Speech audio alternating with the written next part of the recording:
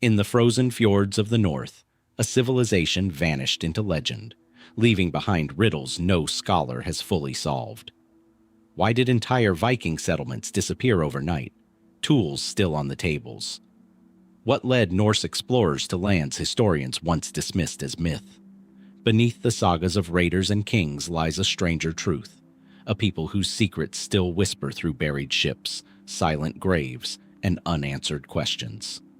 Tonight, we uncover what the ice has kept hidden. So sit back, relax, and let's dive in. A weathered page of vellum lies under glass in a quiet Icelandic archive. The ink has browned with 8 centuries of age, but the words are still legible. A saga, written long after the events it claims to describe, telling of a warrior king named Ragnar Lothbrok, snake slayer, scourge of Paris, father of sons who would carve England into pieces. It reads like history. It reads like myth. And scholars still aren't sure where one ends and the other begins. The written sources are the first problem. The tale of Ragnar Lothbrok and the Gesta Danorum weren't composed during the Viking Age. They emerged in the 12th and 13th centuries, generations after the man they describe would have lived. By then, oral memory had folded through countless retellings, absorbing folklore, poetry, and the storytelling instincts of medieval Christian writers looking back at a pagan past. So when the sagas describe Ragnar dying in a pit of serpents at the command of a Northumbrian king, are we reading history, or a story shaped to explain something else entirely? There is, however, a thread of fact running beneath the legend. Frankish chronicles, contemporary records, not sagas, describe a Viking raid on Paris in 845 AD led by a chieftain named Ragnar. He extracted a massive tribute of silver from the Frankish king before withdrawing. Some historians see this as the historical kernel later mythologized into Ragnar. Others aren't convinced the names are even the same man. Viking leaders often shared titles, nicknames, and reputations, and medieval scribes were not always careful about distinguishing one raider from another.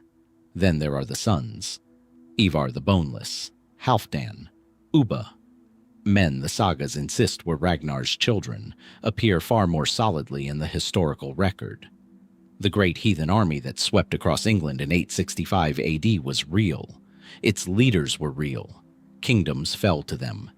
If the sons existed and left such a mark on history, does that lend weight to the father's existence? Or did later storytellers simply attach a legendary parent to men who needed no embellishment? This is where mainstream history gives way to something more uncertain. Some researchers propose that Ragnar Lothbrok was never one person at all, but a composite, a name that gathered the deeds of several Viking leaders into a single, more compelling character, the way folk heroes often absorb the stories of lesser-known men around them. Others take the sagas more literally, arguing that oral tradition, however distorted, often preserves a genuine core of memory across generations. Neither position can be proven. Neither can be dismissed. What remains is a name that echoes through 2 very different kinds of history: the meticulous, fragmentary record of chroniclers, and the vivid, embellished memory of storytellers who came after. Somewhere between them stood a man, or perhaps several men, whose actions were significant enough to be remembered and blurred enough to be endlessly reinterpreted. Was Ragnar Lothbrok a single Viking chieftain whose life was gradually mythologized into legend? Or a legend that gathered a chieftain's name, almost by accident, into itself? The vellum page offers no answer. It only waits, as it has for centuries, for someone to look closer. If Ragnar Lothbrok teaches us how myth can grow around a name, the story of Olaf Tryggvason teaches us something stranger still: how a man can vanish from history in plain sight, in front of witnesses, in the middle of a battle everyone agrees actually happened. Off the coast of the Baltic, somewhere near an island whose exact location scholars still argue over, the waters run cold and gray beneath what was once called Svolder. No monument marks it. No wreckage has ever been conclusively found. And yet it was here, in the year 1000 AD, that one of the most consequential kings of the Viking Age met his end. Or didn't, depending on which account you choose to believe. Olaf Tryggvason was not a minor figure. By the time of Svolder, he was king of Norway, a man credited with forcibly Christianizing much of his kingdom, a former raider who had fought in England and reportedly been baptized on the Isles of Scilly before returning north to seize a throne. The sagas describe him as tall, strikingly handsome, and possessed of near-superhuman athletic ability, a king built as much for legend as for governance. But unlike Ragnar, Olaf's existence is not in serious doubt. Contemporary sources, including accounts from Christian missionaries and neighboring rulers, confirm he lived, reigned, and built a fleet that made him one of the most powerful men in the north. It's what happened to him at Svolder that historians still cannot fully settle. The mainstream account, drawn largely from Snorri Sturluson's Heimskringla, written more than 2 centuries after the battle, describes an ambush. A coalition of Olaf's enemies, the King of Denmark, the King of Sweden, and a rival Norwegian earl named Eirik Haakonarson, waited in hiding along Olaf's route home from the Baltic. When Olaf's fleet passed, badly outnumbered and strung out across the water, the coalition struck. The battle, by every account, was brutal. Olaf's flagship, the Long Serpent, said to be the largest and most magnificent longship ever built in Norway, was boarded and overwhelmed after a desperate defense. And then, according to the sagas, Olaf jumped. Rather than surrender, he leapt into the sea in full armor. His body was never recovered. For a medieval death, this should be unremarkable. Men drown in battle, and armor makes swimming impossible. Case closed, one might think. Except the sagas themselves don't let it rest there. Almost immediately, alternate accounts began circulating. Some claimed Olaf had secretly shed his armor underwater and swum to a waiting ship. Others insisted he was rescued by Wendish allies and carried off to safety, living out his days in quiet obscurity somewhere in the Holy Roman Empire, or beyond. One later tradition even claims he traveled as far as the Holy Land as a pilgrim, unrecognized, his royal identity deliberately concealed. Why would a medieval chronicler include a version of events that contradicts the tidy narrative of a king's heroic death? Historians have offered a few explanations. Some suggest political motive. Rival factions may have wanted to keep alive the possibility of Olaf's return, using his memory as a rallying point against those who took power after him, much the way later legends kept Arthur sleeping rather than dead. Others point to a simpler, more human explanation. In an age before reliable identification, a body lost to a cold sea leaves room for doubt no matter how the battle actually ended. When no corpse is recovered, uncertainty tends to breed story. There is also the question of the battle's very location, a rare gap even by the standards of Viking Age geography. Svolder is mentioned across multiple saga sources, yet none agree on precisely where it lies. Suggestions have ranged from the coast near Rügen to waters closer to the Danish Straits, and archaeologists have never identified a site with confidence. For a battle involving what the sagas describe as dozens of ships and thousands of men, the absence of any physical trace is notable, though not necessarily surprising, given how little tends to survive from naval engagements of this era, when wooden ships and iron weapons return quickly to rust and rot beneath the sea.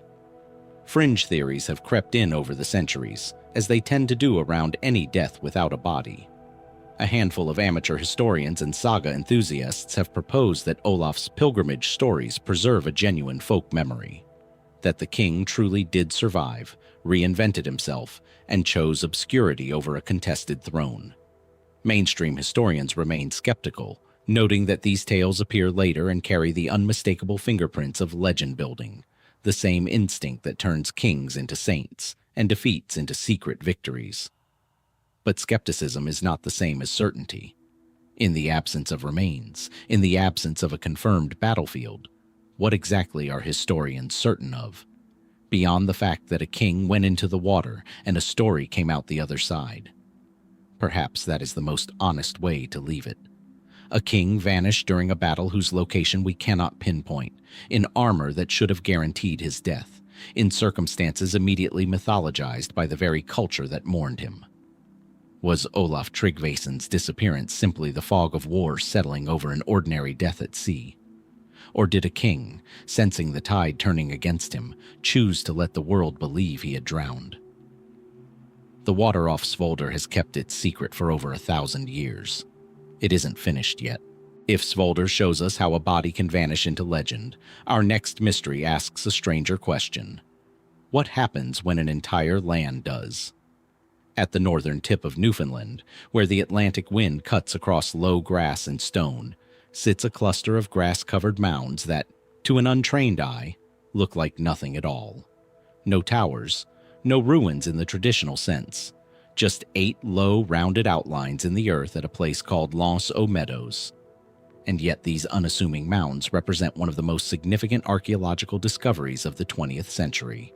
Confirmed, undeniable proof that Norse Vikings reached North America roughly 500 years before Columbus ever set sail.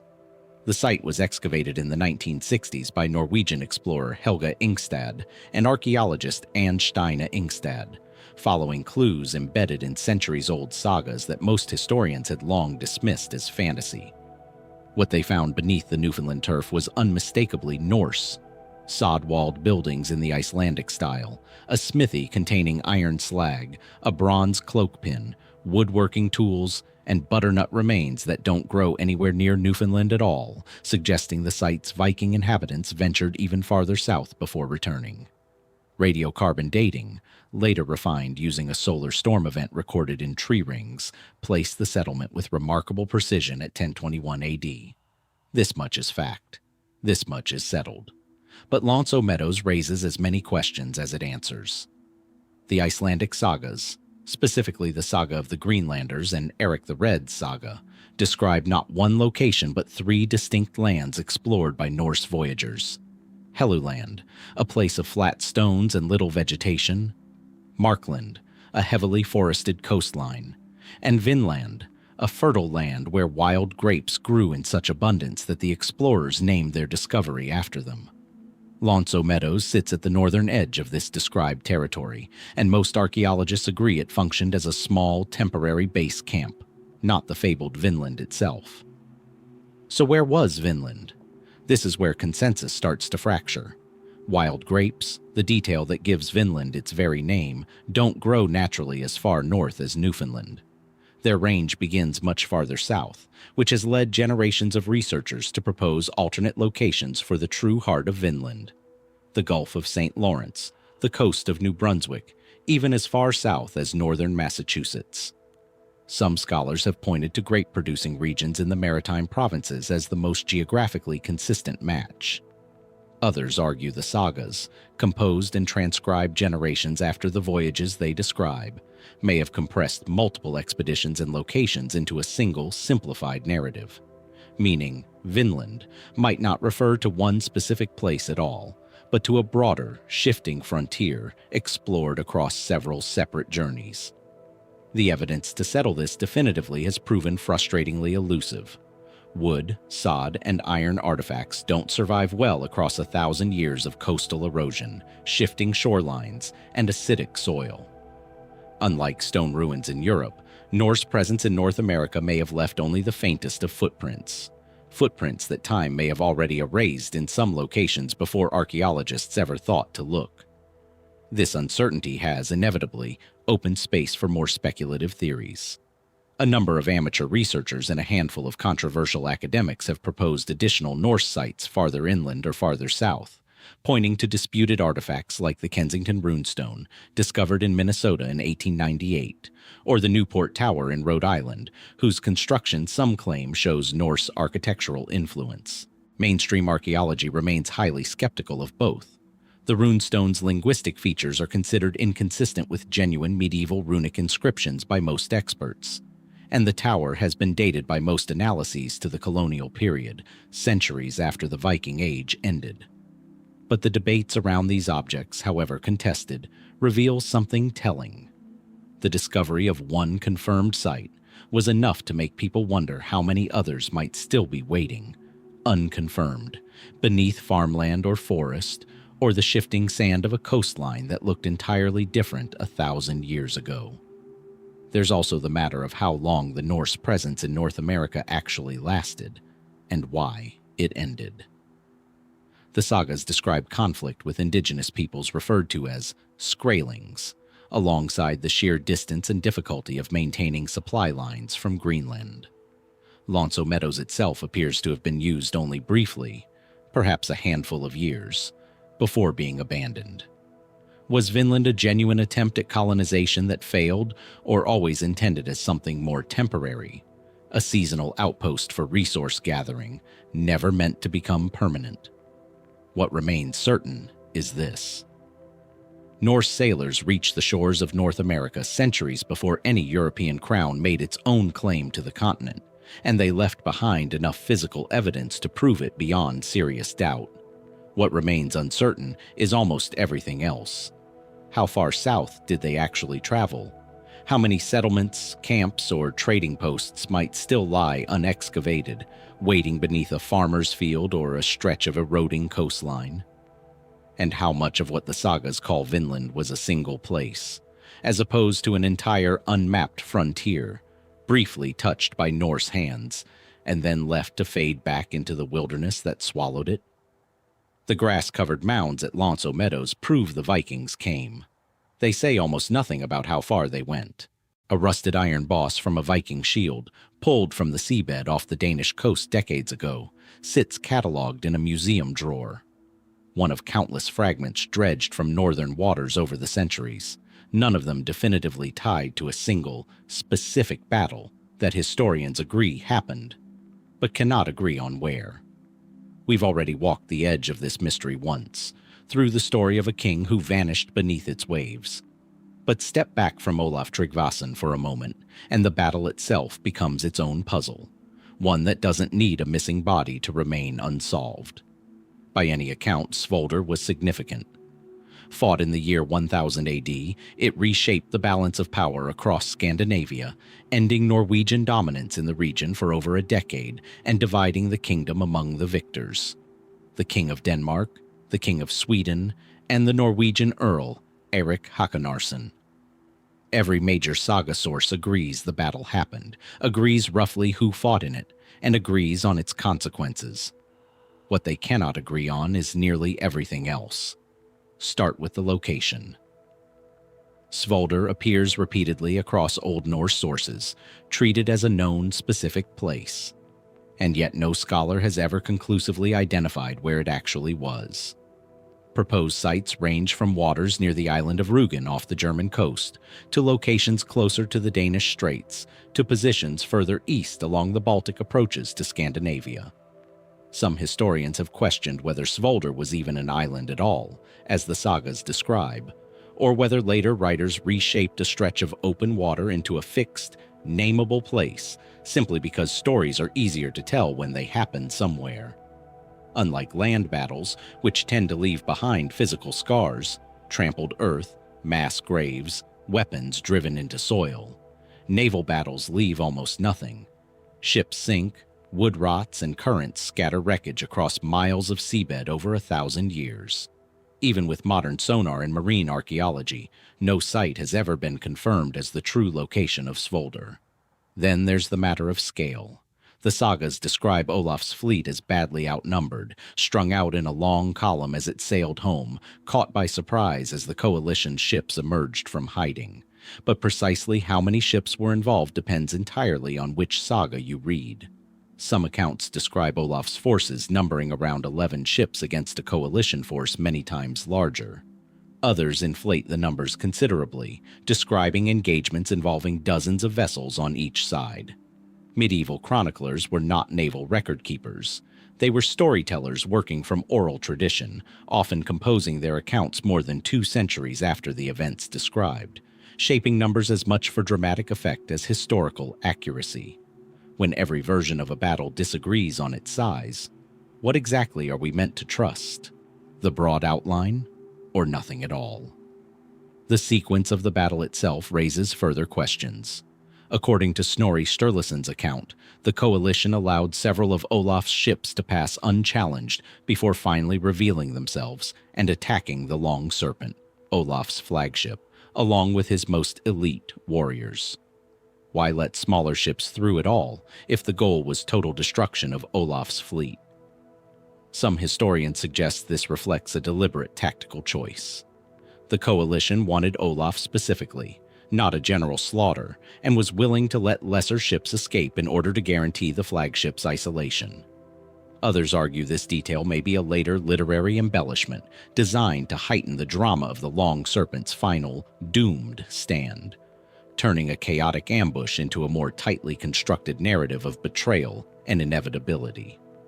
Beyond the mainstream disagreements, a handful of more speculative theories persist at the fringes of Viking Age scholarship.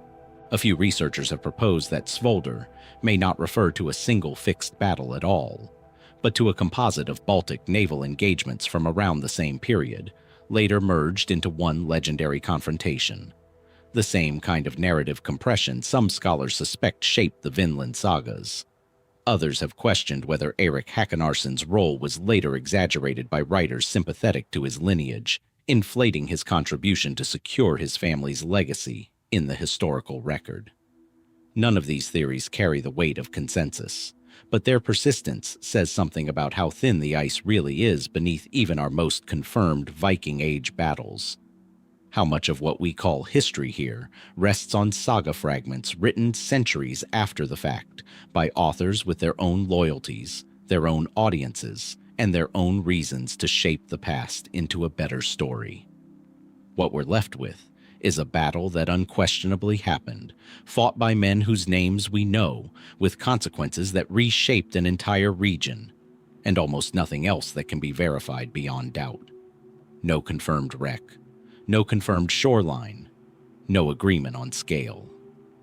Just a name, repeated across centuries of retelling, describing a stretch of water that may not exist anymore in any form we could recognize today. Somewhere along the Baltic coastline, the waters that swallowed Olaf Tryggvason's fleet still keep their exact location a secret. Perhaps they always will. In a Norwegian museum vault behind glass thick enough to distort the light rests a small hoard of 11th century silver. Arm rings, hacked coins, a handful of ingots stamped with markings scholars still debate the meaning of. It's an unremarkable collection by Viking hoard standards, and yet it hints at something far larger, something no museum in the world can currently claim to hold. The personal fortune of Harald Hardrada, a king whose wealth was so legendary that contemporaries struggled to describe its true extent, and whose treasure, by nearly every account, has never been found. To understand why this matters, you have to understand who Harald Hardrada actually was, because unlike some of the figures we've encountered so far, his existence and his exploits are extraordinarily well documented. Half-brother to Olaf II of Norway, Harald fled into exile as a teenager after a failed rebellion, and what followed reads less like a biography and more like an adventure spanning half the known world. He fought as a mercenary in Kievan Rus. He rose to command the Varangian Guard, the elite Norse bodyguard of the Byzantine Emperor in Constantinople, participating in campaigns across the Mediterranean, Sicily, and beyond. Byzantine and Rus's chronicles corroborate much of this independently of the Norse sagas, a rare case in Viking Age history where multiple unrelated cultures confirm the same man's presence and deeds. And throughout all of it, Harald was accumulating wealth on a scale most Viking Age rulers never approached. Byzantine service was extraordinarily lucrative, and Harald is described as having taken not only his official pay, but a substantial share of plunder from his campaigns, reportedly smuggling significant wealth out of Constantinople when his relationship with the imperial court soured. Norse sources claim he sent shipments of gold and treasure north to Kievan Rus for safekeeping years before he ever returned to Scandinavia to claim the Norwegian throne. When he finally did return, becoming King Harald III of Norway, sagas describe him as possessing wealth so vast it funded years of warfare, shipbuilding, and eventually the invasion fleet he led to England in 1066, the campaign that ended with his death at the Battle of Stamford Bridge, just weeks before William the Conqueror's forces crossed the Channel and changed English history forever. Here is where the mystery begins in earnest. Harald Hardrada's death at Stamford Bridge was sudden, and by most accounts unexpected by his own men. He was struck in the throat by an arrow during the battle, and Norse forces, already fighting without the element of surprise the sagas claim they'd counted on, were routed. What happened to his personal fortune in the aftermath is not clearly recorded in any surviving source. Some was likely aboard the ships that returned to Norway. Some may have remained with allies or family. But the full extent of what Harald had accumulated across 3 decades, Byzantine gold, Russ's treasure, plunder from a dozen campaigns, has never been definitively accounted for in the historical or archaeological record.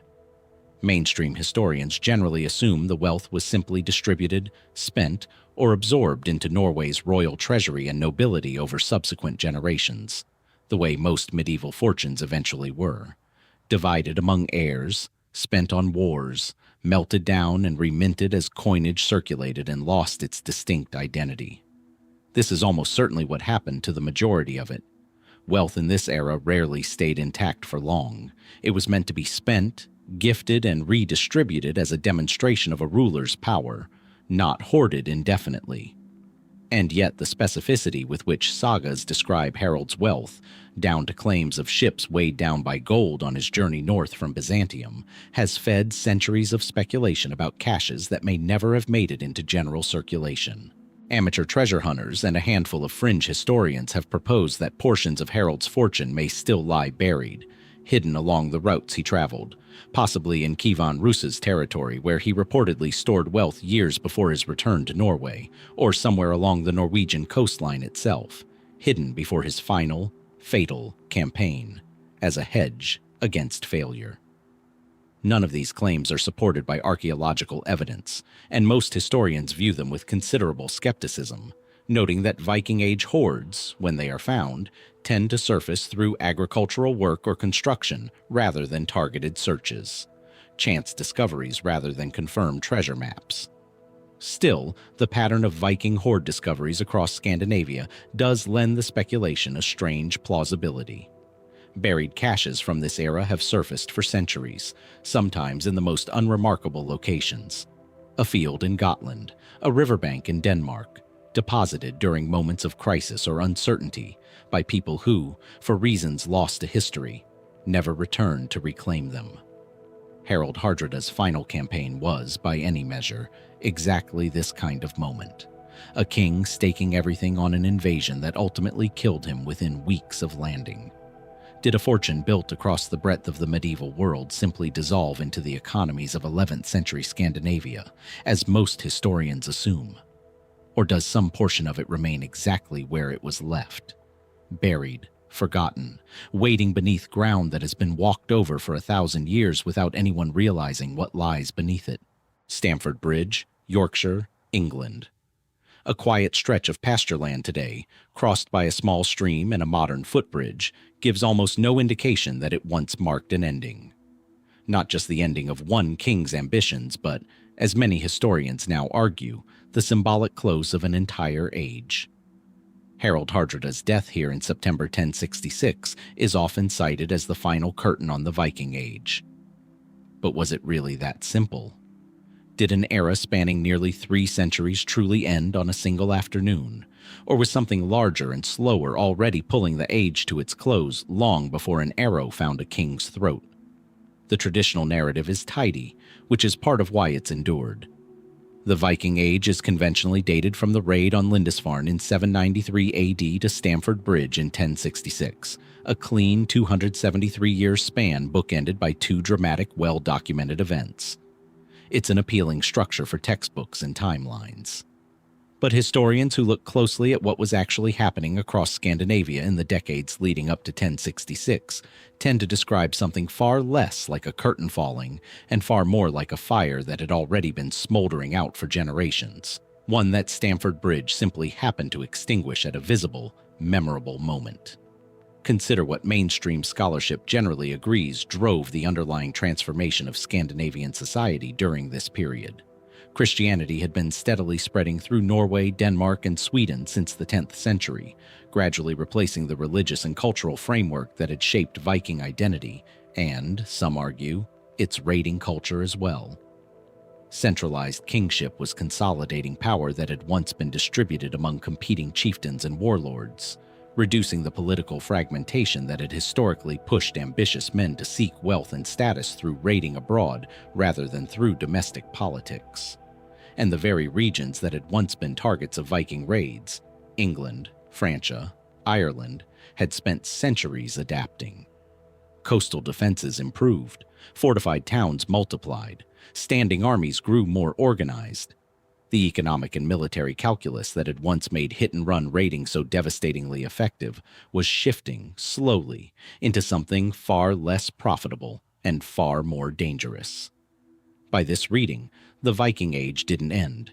It was gradually strangled by the very success of the societies it had once terrorized, combined with the internal transformation of Scandinavia itself into something more closely resembling the feudal kingdoms of the rest of medieval Europe.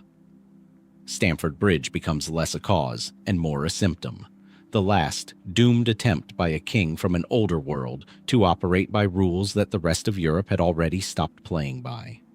And yet this explanation, while broadly accepted, leaves gaps that continue to generate quieter debate among historians. Why, for instance, did Scandinavian raiding and expansion effectively cease so abruptly across multiple regions within a matter of decades, rather than tapering unevenly as one might expect from a gradual cultural shift?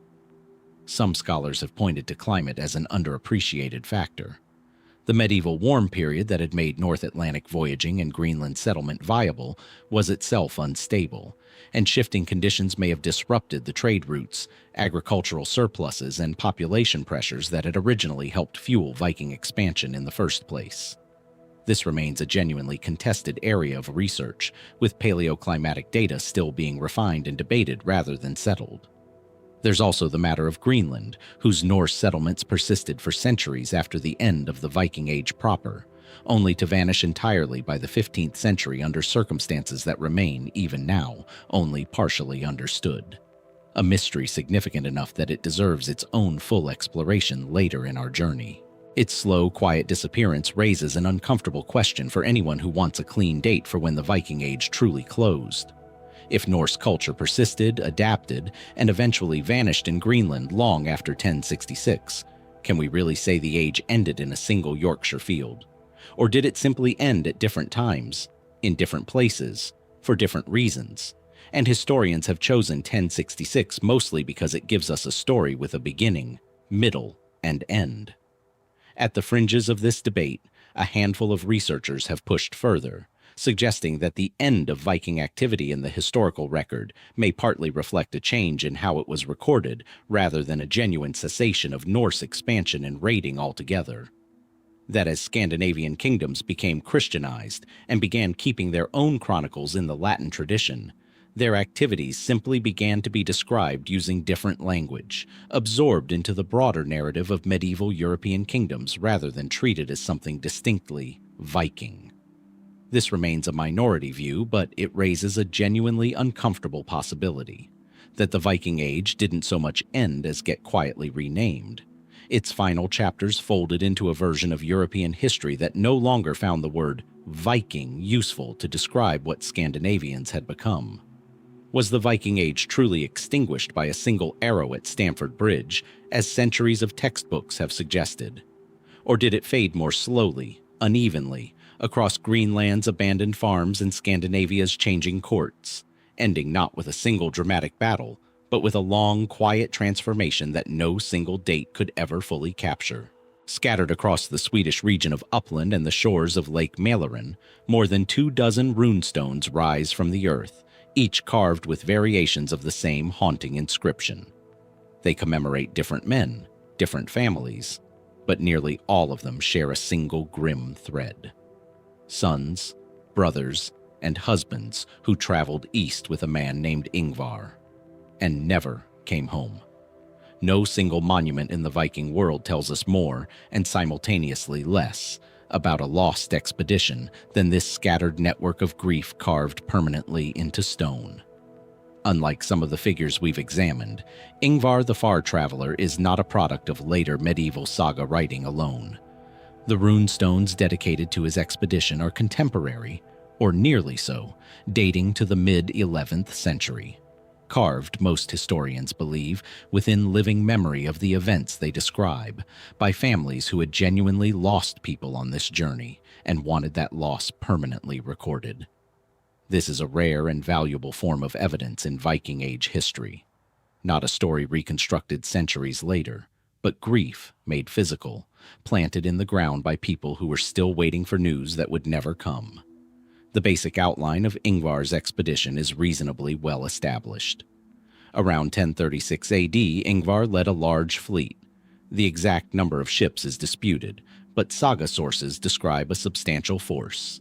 East along the river systems of what is now Russia, following trade routes that Norse merchants and raiders, known collectively to Slavic and Byzantine sources as the Rus, had used for generations to reach the Caspian Sea and beyond, into territory controlled by various Islamic states of the period. This was not an impulsive raid. It was a major undertaking, requiring significant resources, manpower, and planning, likely aimed at securing trade access, plunder, or both, in wealthy regions far beyond the usual reach of Scandinavian expeditions. And then, almost entirely, it disappeared. The saga of Ingvar the Far Traveler, composed in Iceland roughly a century after the events it describes, tells a dramatic and increasingly fantastical story. An expedition that pushed deep into unfamiliar territory, encountered hostile kingdoms, supernatural threats, and eventually succumbed to disease, with Ingvar himself dying far from home, his surviving men attempting to carry word back to Scandinavia. As a historical source, the saga presents the same problem we've encountered before. Written generations later, blending genuine memory with the embellishments and narrative conventions that Icelandic saga writers routinely applied to their subjects. Dragons and supernatural encounters populate its later chapters, features modern historians treat as clear literary invention rather than historical record. But strip away the saga's fantastical elements, and the runestones themselves confirm something the saga writers couldn't have simply invented from nothing: a genuinely catastrophic loss of life. The sheer number of memorial stones, more than 24, an unusually high concentration for a single expedition, suggests a disaster substantial enough to devastate entire communities across upland simultaneously. Something happened to Ingvar's men in the east. The question that remains genuinely unresolved is what exactly, and where. Mainstream historians generally point to disease as the most probable culprit, an explanation the saga itself gestures toward before drifting into more legendary territory. Long river campaigns through unfamiliar territory, combined with the logistical strain of supplying a large expedition far from any established Norse settlement, would have created ideal conditions for illness to spread rapidly through a confined, exhausted fighting force. A far more mundane, and far more historically plausible explanation than the saga's later claims of monstrous encounters. Some scholars have also proposed that the expedition may have become entangled in regional conflicts among the Islamic states of the Caspian region, citing fragmentary references in some Arabic and Georgian sources to a large force of Rus's warriors active in the area around this time, though connecting these accounts definitively to Ingvar's specific expedition remains difficult and contested.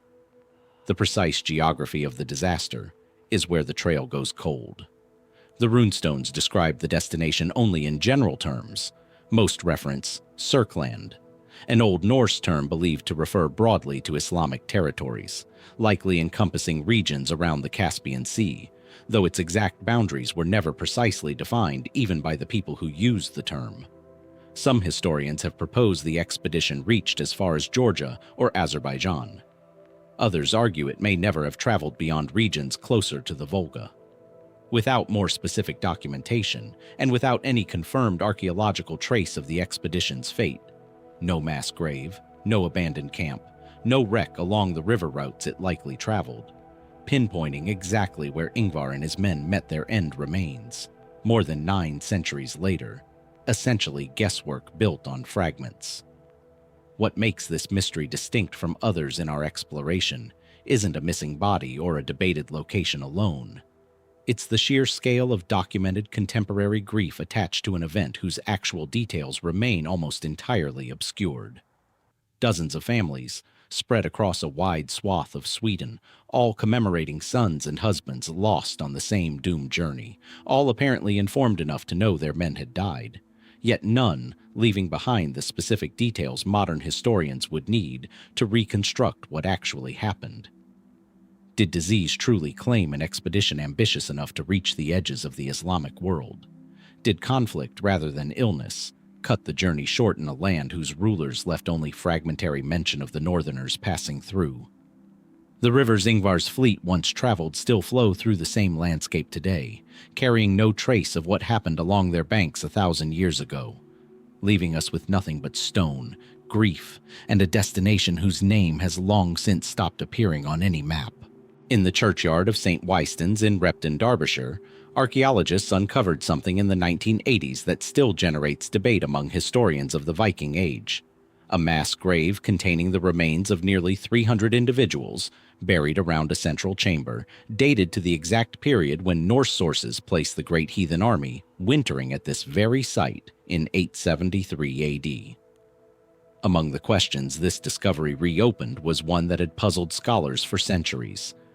Not about where these men died, but about the physical condition of the man many believe led them there. Ivar the Boneless is, by saga tradition, one of the most consequential figures of the Viking Age, a commander of the great heathen army that swept across Anglo-Saxon England beginning in 865 AD, toppling kingdoms and reshaping the political map of the British Isles for generations. Unlike Ragnar, the father the sagas assign him, Ivar's actions are corroborated by multiple independent English chronicle sources, giving historians reasonable confidence that a real military leader by this name, or something close to it, genuinely existed and commanded real forces. What remains far less settled is the meaning behind his unusual epithet, and whether it describes something physically real about the man at all. The most straightforward reading, and the one many historians find most plausible, is that the boneless referred to an actual physical condition. Medieval sources offer no clinical description, only the nickname itself, and occasional saga references implying Ivar could not walk and had to be carried into battle on a shield or litter. This detail, sparse as it is, has led some historians and medical researchers to propose that Ivar may have suffered from a genuine skeletal or connective tissue disorder. Osteogenesis imperfecta, sometimes called brittle bone disease, has been suggested as one possibility, though the condition typically involves frequent fractures rather than an inability to bear weight at all. Others have proposed a congenital condition affecting bone density or joint structure more broadly, without landing on a definitive diagnosis. The honest position most historians hold is that with no surviving remains confirmed to be Ivar's own, any specific medical diagnosis remains speculation dressed in scientific language, however carefully reasoned. This is where the Repton excavation becomes relevant, and where the evidence turns tantalizing, rather than conclusive. Among the remains found at the mass gravesite, archaeologists identified the skeleton of a powerfully built man, roughly 35 to 45 years old at death, buried with a Thor's hammer pendant, a Viking sword, and other high-status grave goods suggesting a man of considerable importance among the Norse forces present. Crucially, this individual showed no evidence of the skeletal deformities one might expect if he were the same man described in sagas as unable to walk. Some researchers who examined the find speculated it could represent Ivar himself, or another prominent leader of the great heathen army, though DNA testing and further analysis have never definitively confirmed the identification, and many archaeologists remain cautious about attaching a specific saga name to remains that offer no direct corroborating evidence. If this individual isn't Ivar, or if Ivar's remains simply weren't among those recovered at Repton, the physical mystery remains entirely open. And this uncertainty has allowed an alternative explanation to gain considerable traction among historians in recent decades. That the boneless was never a literal physical description at all, but a metaphor, likely referring to something else entirely. Some scholars have proposed the epithet was a euphemism for impotence or an inability to father children, a plausible reading given certain saga passages describing Ivar's marriage as unusual or childless, despite his political prominence. Others have suggested it may have referred to extraordinary battlefield agility or flexibility, an admiring nickname for a warrior whose movements seemed almost supernaturally fluid, ironically opposite to the brittle bones reading. Old Norse nicknames were frequently metaphorical, poetic, or deliberately ambiguous, and the literal-mindedness with which later audiences have approached the Boneless may say more about modern assumptions than about medieval intent. There's also the linguistic problem beneath all of this. The name comes down to us through Old Norse and Latin sources composed generations after Ivar's death, translated and retranslated across centuries, with no contemporary Norse text explaining precisely what his own people meant by it. Compare this to Harald Hardrada's epithet, Hardrada, meaning hard ruler or stern counsel, a nickname whose meaning is straightforward and uncontested. The Boneless has never received that same clarity, and the absence of any surviving explanation from Ivar's own era means every modern theory is, to some degree, reconstruction rather than translation. What we're ultimately left with is a genuinely capable, historically verified military commander, known to us primarily through a nickname whose true meaning has been debated by scholars for well over a century, without resolution. Was Ivar the Boneless a warrior who overcame a debilitating physical condition to lead one of the most successful military campaigns of the Viking Age, becoming legendary precisely because his achievements seemed to defy his own body? Or was his epithet never about his body at all? A turn of phrase whose true intended meaning simply didn't survive the journey from spoken memory into written record. Somewhere beneath English soil, or perhaps nowhere that will ever be found, the physical truth of Ivar the Boneless remains buried as deeply as the men who once followed him into battle. We've spent time wondering what Ivar the Boneless's body may or may not have looked like in life. His death raises a different, equally unresolved question. Not how he died, but where, and whether the two surviving traditions describing his end are even talking about the same event. Two separate historical traditions claim to record Ivar's death, and they don't agree. The Irish Annals, specifically the Annals of Ulster, a chronicle maintained with reasonable contemporaneous accuracy by monastic scribes, record the death of a Viking leader named Ingvar in 873 AD, describing him as king of the Norse settlements in Dublin and the broader Viking territories of Britain and Ireland. Many historians consider this Ingvar likely identical to the Ivar of Norse and English tradition, given the closely matching time frame, the shared name, and Ingvar's documented status as founder of a powerful Norse dynasty that would go on to dominate Dublin and influence Norse politics across the Irish Sea for generations.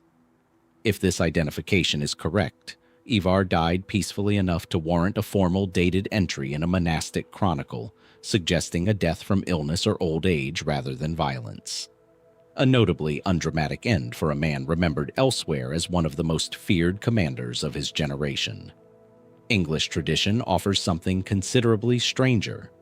Later medieval English sources, composed generations after the events they describe, connect Ivar's death, or at least his burial, to a mound somewhere in England, a monument said to contain his remains, reputedly possessing an almost supernatural quality of protecting the surrounding land from invasion for as long as it remained undisturbed. According to these later accounts, William the Conqueror himself, upon landing in England in 1066, ordered the mound excavated and Ivar's body removed and reburied elsewhere, or possibly burned, specifically to break whatever protective power the burial site was believed to hold. Whether this story reflects any genuine historical event or represents later folklore attached retroactively to a legendary Viking name is impossible to determine with confidence. No mound matching this description has ever been conclusively identified or excavated by modern archaeologists, and the tale carries clear characteristics of medieval legend building, the kind of story that accumulates around powerful historical names, regardless of whether the original details were ever true. This is where the Repton discoveries become relevant once more. Beyond the mass grave we discussed previously, archaeologists at the same site uncovered a separate, smaller burial, a two-chambered grave containing the remains of an extremely tall, robust man buried alongside grave goods suggesting high status, positioned near what appears to have been a repurposed Anglo-Saxon structure, converted into a burial mound by the wintering Viking army. Some researchers have proposed this burial, sometimes referred to as the Repton warrior, may represent a genuinely significant Norse leader connected to the great heathen army's presence at the site in 873 to 874 AD. Coincidentally, almost exactly the same period the Irish annals record Imar's death. Could this be Ivar's actual grave, with the English legend of the protective mound representing a garbled, centuries-later folk memory of a real burial site whose true significance had been forgotten by the time later chroniclers wrote it down? Most historians remain appropriately cautious here.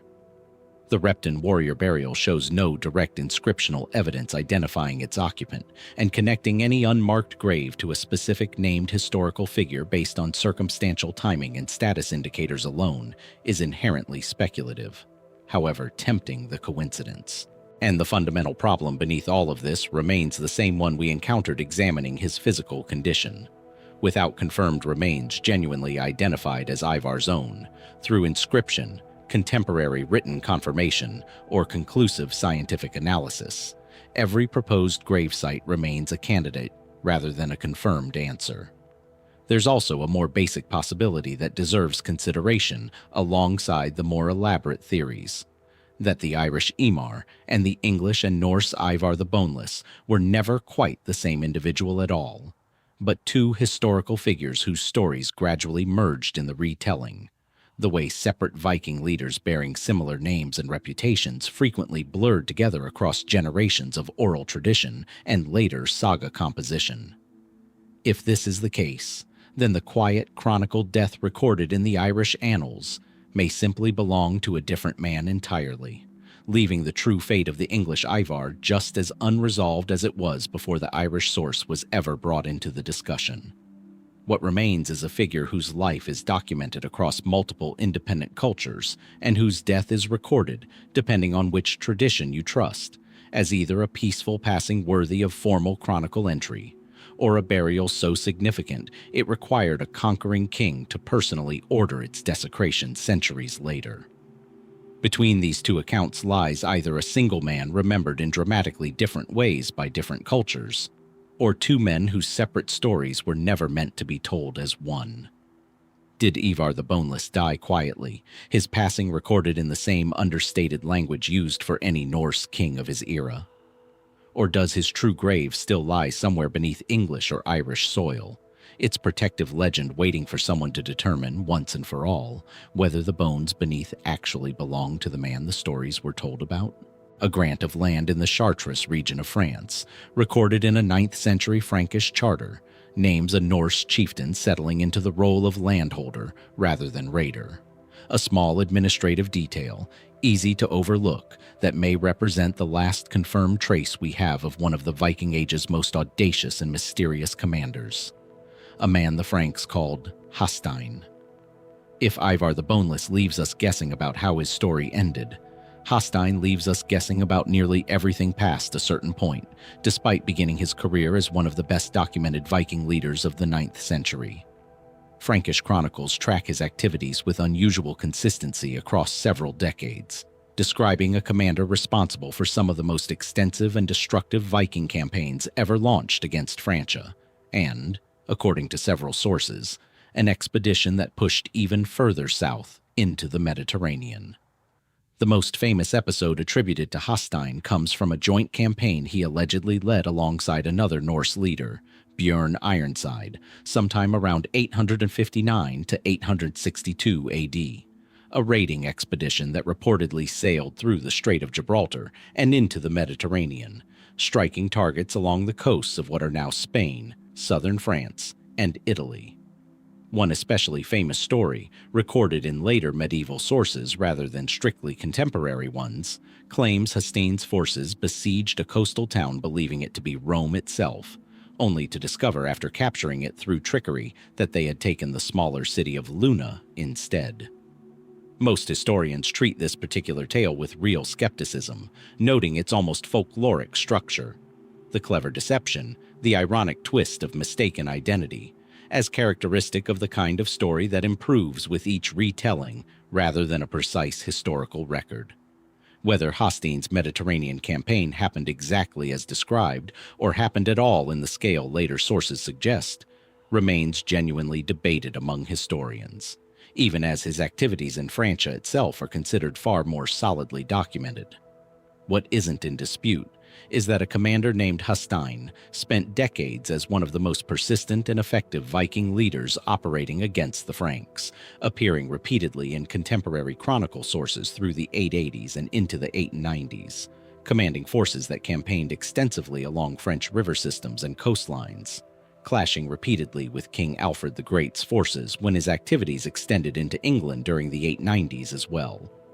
This is a man whose career, by the standards of Viking Age documentation, is unusually well attested across multiple independent sources and multiple decades. And then, sometime in the 890s, he simply stops appearing.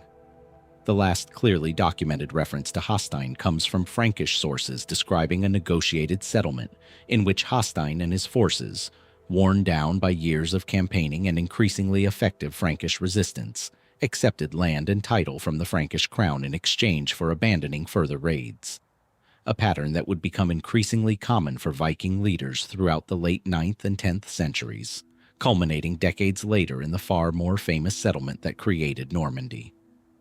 After this point, Hastein vanishes from the documentary record entirely. No chronicle records his death. No source describes his final years, his fate, or even confirms how long he lived after accepting Frankish terms. This absence has generated a range of explanations, most fairly mundane by Viking Age mystery standards. The most straightforward reading is simply that Hastein, having secured land and a peaceful arrangement, lived out an unremarkable final chapter as a minor Frankish landholder, his activities no longer significant enough to warrant chronicle attention in a period focused increasingly on larger political developments across the Frankish kingdom. This wouldn't be unusual. Medieval chroniclers recorded raids, battles, and dramatic events far more consistently than the quiet, unremarkable years of retired warlords, however famous those men had once been. By this logic, Hastein's disappearance from the record isn't a mystery requiring explanation at all, simply an artifact of what medieval scribes considered worth writing down. But the specific land grant near Chartres, sometimes associated with Hastein in later, less certain sources, has never been definitively confirmed as belonging to the same man described in earlier Frankish chronicles, leaving even this final trace open to question. Some historians have proposed that Hastein may have returned to Scandinavia after his Frankish settlement, his later activities simply falling outside the geographic scope of the Frankish and English chroniclers who had tracked him for decades. Others have suggested, with considerably less evidentiary support, that Hastein itself may have functioned partly as a title or widely used name among Norse commanders of the period, raising the possibility that the man who negotiated the final Frankish settlement wasn't necessarily the same individual who had raided the Mediterranean 30 years earlier, a problem we've now encountered with enough frequency across this era to recognize as a genuine, recurring limitation of Viking Age sources rather than a coincidence. What we're left with is a career meticulously documented across 3 decades of chronicle entries, campaigns, and negotiations, followed by a silence so complete that even historians comfortable with uncertainty elsewhere in Viking Age scholarship find it notable. Did Hastein simply fade into the quiet, undocumented obscurity of land ownership and old age, his most dramatic years already behind him by the time he accepted Frankish terms? Or does his abrupt disappearance from the record hide something the chroniclers of his era either didn't know or chose not to write down? The land near Chartres still bears traces of Frankish administration from this period, waiting perhaps for a document not yet rediscovered to finally close the gap between Hastein's well-documented rise and his entirely undocumented end. Somewhere along the North American coastline, beneath ground that has never been excavated with this specific name in mind, may lie the earliest known grave of a European in the New World, a claim almost too significant to have been so thoroughly forgotten by history, attached to a name most people, even those familiar with Viking exploration, have simply never heard. Thorvald Eiriksson was Leif Eriksson's brother, part of the same Greenlandic family whose voyages first brought Norse sailors to the shores of North America. where Leif's expedition is comparatively well remembered, credited with the initial discovery and naming of Vinland, Thorvald's subsequent voyage, described in the saga of Eric the Red and the saga of the Greenlanders, receives far less attention today, despite containing what may be the very first recorded violent encounter between Europeans and indigenous peoples on the North American continent. According to the sagas, Thorvald set out from Greenland sometime around 1004 to 1005 AD, using Leif's temporary camp at what most scholars associate with the Lonso Meadows site, or a location very near it, as a base for further exploration south and west along the coastline. The expedition's stated purpose was reconnaissance, mapping and assessing the land Leif had briefly explored, rather than establishing permanent settlement. For a time, according to the sagas, this went well. Thorvald's men explored stretches of coastline, noting the land's resources, before eventually encountering a small group of indigenous people the sagas refer to as Skraelings, a term used broadly and somewhat dismissively across Norse Vinland accounts to describe the native inhabitants they encountered, whose specific cultural identity, whether ancestral Beothuk, Mi'kmaq, or another group entirely, remains a subject of ongoing scholarly investigation rather than settled fact. The sagas describe this first encounter turning violent, with Thorvald's men killing several of the indigenous people they encountered, an act the saga frames with unmistakable moral discomfort, even by medieval standards, suggesting the killings were regarded, at least by the saga's later composers, as an unprovoked and troubling act rather than justified conflict. What followed, according to the narrative, was retaliation.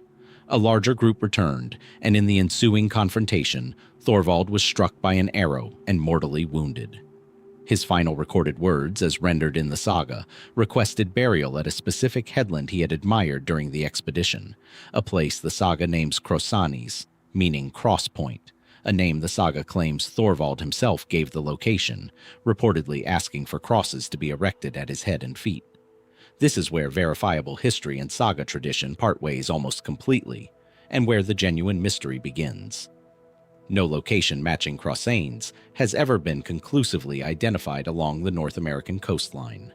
Unlike Lonso Meadows, whose approximate saga description eventually led archaeologists to a confirmed physical site, Thorvald's burial location has resisted every attempt at geographic identification, its description in the sagas too vague, and the broader coastline it likely refers to too vast and too changed over 1,000 years of erosion and shifting terrain, to narrow down with any confidence. Proposed locations have ranged across the Gulf of St. Lawrence region and portions of the Nova Scotia and New Brunswick coastlines, generally following the same broad zone scholars associate with Vinland itself. But none has produced archaeological evidence connecting it definitively to a Norse burial of this period. This absence matters more than it might for other figures in our exploration, because if Thorvald's grave were ever found and confirmed, it would represent something extraordinary. Physical evidence of the earliest known European death and burial on the North American continent, predating Columbus by nearly 5 centuries, and predating any other confirmed European burial in North America by a similarly vast margin. The Lonso Meadows discovery already proved Norse presence in the New World beyond doubt. A confirmed Thorvald burial would add something the mainstream site cannot offer alone: physical evidence connecting a specific, named individual and a specific recorded event to the archaeological record, rather than general confirmation of settlement. Most historians remain doubtful such a discovery will ever occur, for reasons that have little to do with whether the saga's core account is true. A single grave, marked with wooden crosses that would have decayed within decades, left along a coastline stretching thousands of miles, subject to a millennium of erosion, agricultural disruption, and urban development, represents close to the most difficult possible archaeological target, far harder to locate than an entire settlement like Lonso Meadows, let alone a single set of wooden markers over one man's remains. Some researchers have speculated that shifting coastlines and rising sea levels since the Viking Age may have submerged portions of the terrain the sagas describe entirely, placing any physical trace of Thorvald's burial permanently beyond reach, regardless of how precisely the location could otherwise be narrowed down. What remains is a documented expedition, a documented death, and a specific named request for burial that may or may not have ever been fulfilled as described.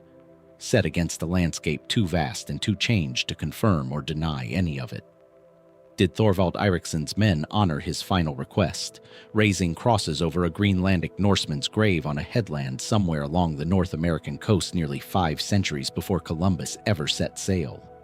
And if they did, does any trace of that moment still remain, waiting beneath a shoreline that has shifted so many times since that it may no longer resemble the Crossanes Thorvald once admired at all? 2 sagas describe the same woman committing 2 very different versions of the same act of violence, and the discrepancy between them says as much about how the Vinland voyages were remembered as it does about the woman herself. Where Thorvald's story leaves us with an unmarked grave and a landscape too vast to search, Freydís Eiríksdóttir's story leaves us with something arguably stranger. 2 contradictory accounts, both written down by people who believed they were preserving the truth, describing a single figure in terms so different that modern readers are left wondering whether they can be describing the same person at all. Freydís was, according to both surviving Vinland sagas, a daughter of Eirik the Red, and therefore sister, or half-sister, to Leif Eiriksson and Thorvald Eiriksson, making her part of the same family whose voyages we've now followed across 2 separate expeditions. Unlike many women mentioned only in passing throughout Norse saga literature, Freydís receives substantial narrative attention in her own right, credited with leading or at minimum accompanying and dominating at least one major expedition to Vinland in her own name. This alone makes her historically significant. Female leadership in Viking Age expeditions is rarely documented with this level of narrative detail, and whatever the specific truth of her individual actions, her prominence in the sagas suggests women held more complex and active roles in Norse exploration than the popular image of the Viking Age typically allows for. The 2 accounts of her Vinland expedition, however, diverge sharply enough to constitute one of the more striking contradictions in all of saga literature. The saga of Eirik the Red describes Freydís in a moment of crisis during a violent encounter with indigenous Skrælings, portraying her as pregnant and left behind by fleeing Norse men during an attack, at which point she reportedly seized a sword from a fallen comrade, bared her chest, and struck the flat of the blade against herself while screaming a war cry, an act the saga presents as having so unsettled and confused the attacking Skrælings that they retreated entirely. In this telling, Freydís is unambiguously heroic, a figure of striking courage who single-handedly saved a faltering expedition through sheer defiance at a moment when the men around her had lost their nerve. The saga of the Greenlanders, however, tells an entirely different, considerably darker story.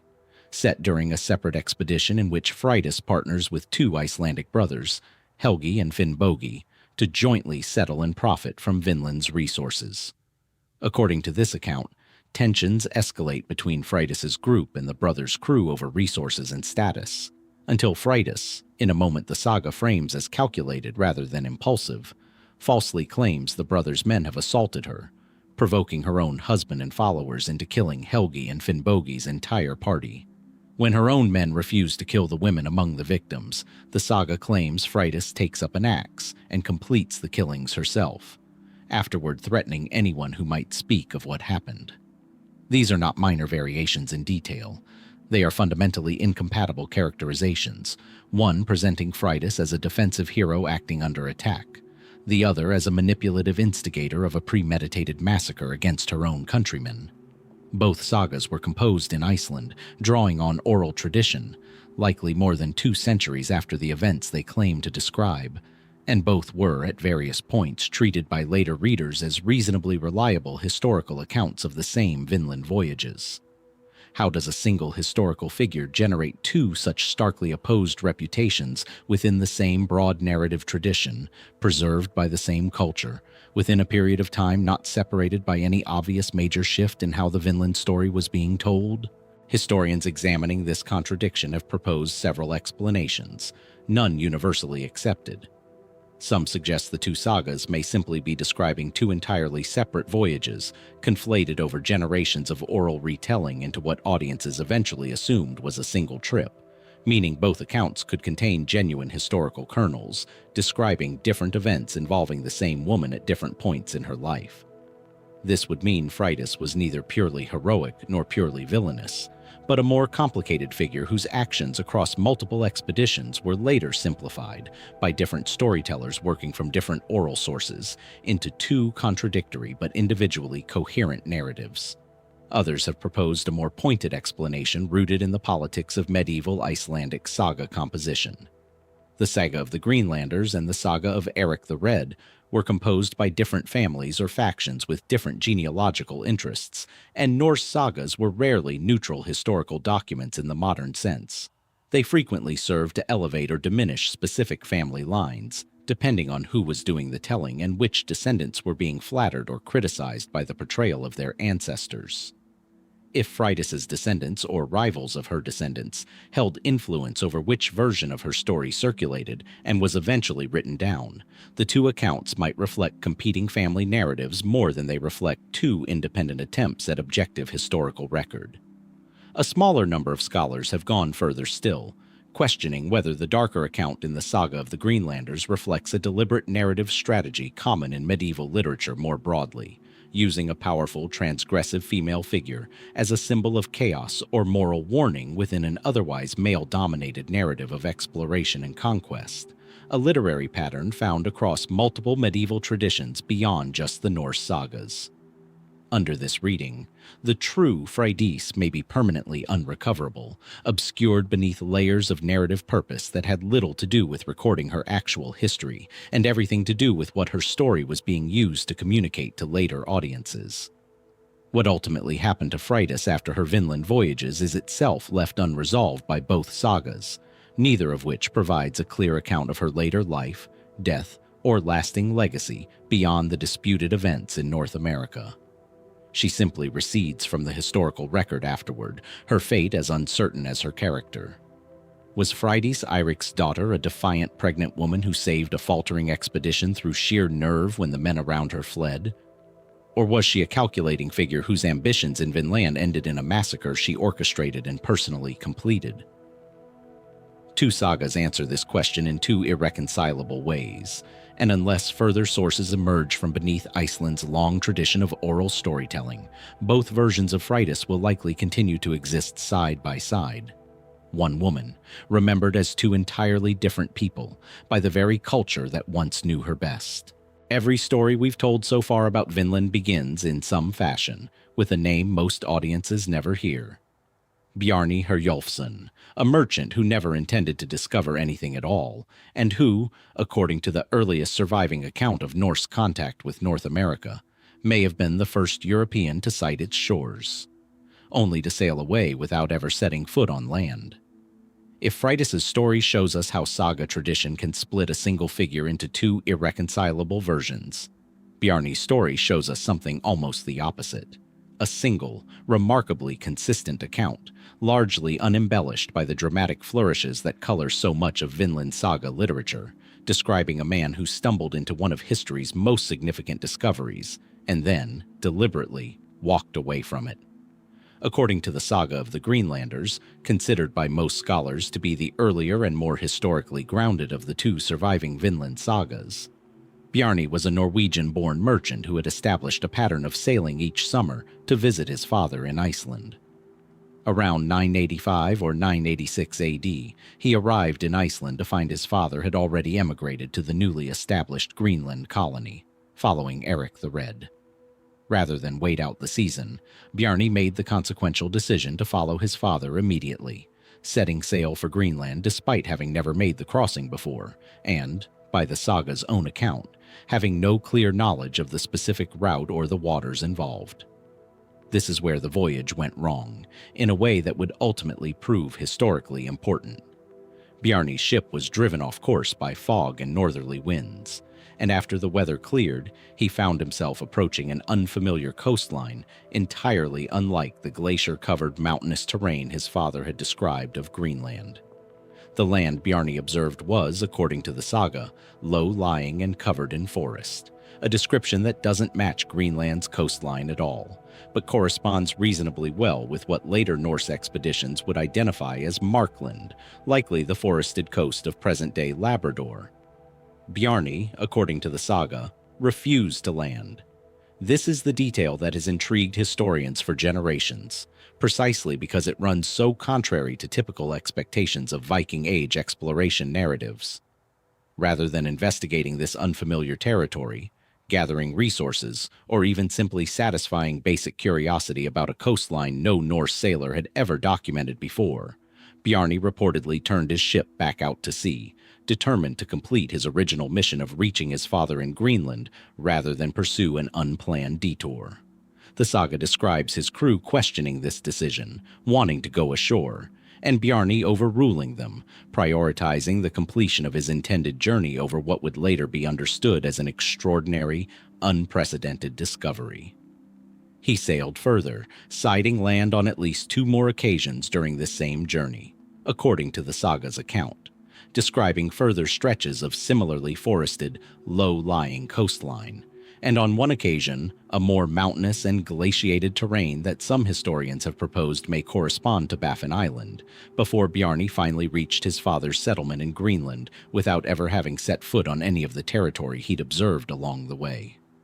Why would a Norse sailor, from a culture whose entire economic and cultural framework was built around exploration, trade, and the aggressive pursuit of new resources and territory, choose to sail past unclaimed, apparently fertile land not once, but 3 separate times, without investigating any of it? Mainstream historians have generally offered fairly practical explanations. Bjarni was, first and foremost, a merchant on a specific personal mission, not an explorer setting out with the intention of discovery, and his ship was likely equipped and provisioned for a direct crossing rather than an extended exploratory voyage. Landing on unknown, potentially hostile shores with an unprepared crew and insufficient supplies would have represented a genuine risk that a cautious, mission-focused merchant might reasonably have chosen to avoid, however much his crew wanted otherwise. There's also the question of what exactly motivated the writing of Bjarni's story down at all, given how anticlimactic it is by the standards of typical Norse saga narrative. Unlike Leif Eiriksson, Thorvald, or Freydís, Bjarni never becomes a central heroic figure in his own right within the broader saga tradition. His story functions almost entirely as a prologue, valuable primarily because it establishes that land existed to the west of Greenland before Leif's later, more celebrated expedition specifically to explore and name it.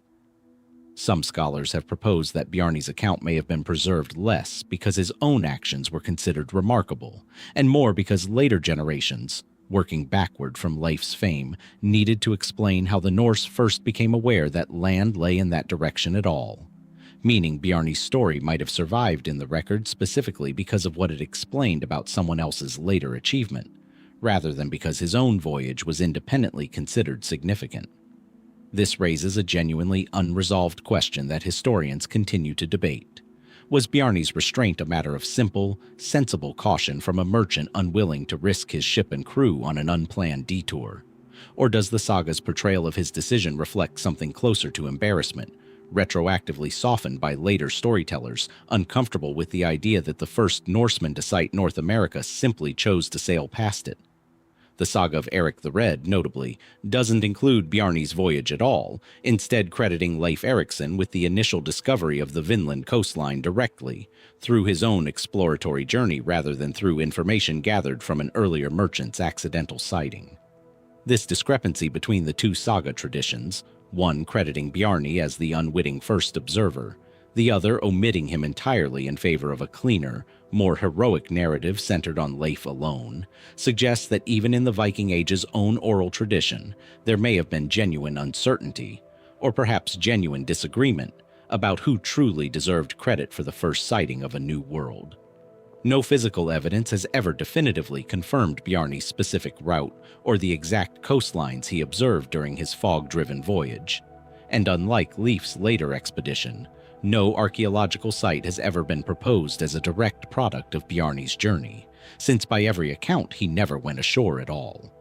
What we're left with is a name attached to a discovery he arguably made but chose not to claim, and a question that has lingered for over 1,000 years. Did Bjarni Herjólfsson simply lack the ambition or the opportunity to become the man history remembers as discovering North America? Or did he possess it and deliberately let it pass him by? In the collection at the British Museum sits a small hoard of Anglo-Saxon coins, minted under kings whose kingdoms no longer existed by the time the coins stopped circulating. Silent testimony to a conquest so thorough that entire ruling dynasties simply vanished from the historical record within a single generation.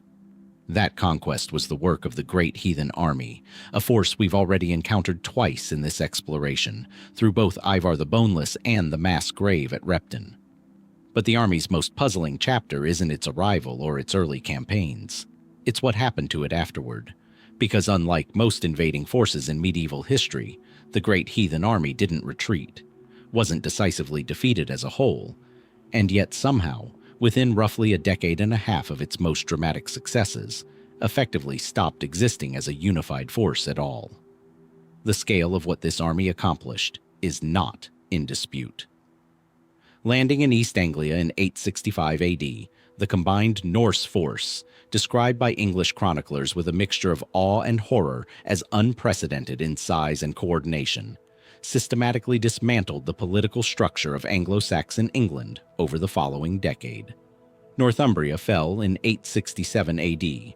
East Anglia followed in 869 AD. Its king, Edmund, killed in circumstances later mythologized into full martyrdom. Mercia's independent rule effectively ended by 874 AD. Of the four major Anglo-Saxon kingdoms that had divided England for centuries, only Wessex, under Alfred the Great, managed to survive the onslaught, and even Wessex came perilously close to falling entirely during the winter campaigns of 878 AD, when Alfred was famously driven into hiding in the marshes of Somerset before mounting his eventual, decisive counterattack at the Battle of Edington. This much is thoroughly documented, cross-referenced across multiple contemporary English chronicle sources, and broadly uncontested by historians. What happened next is where the picture begins to blur.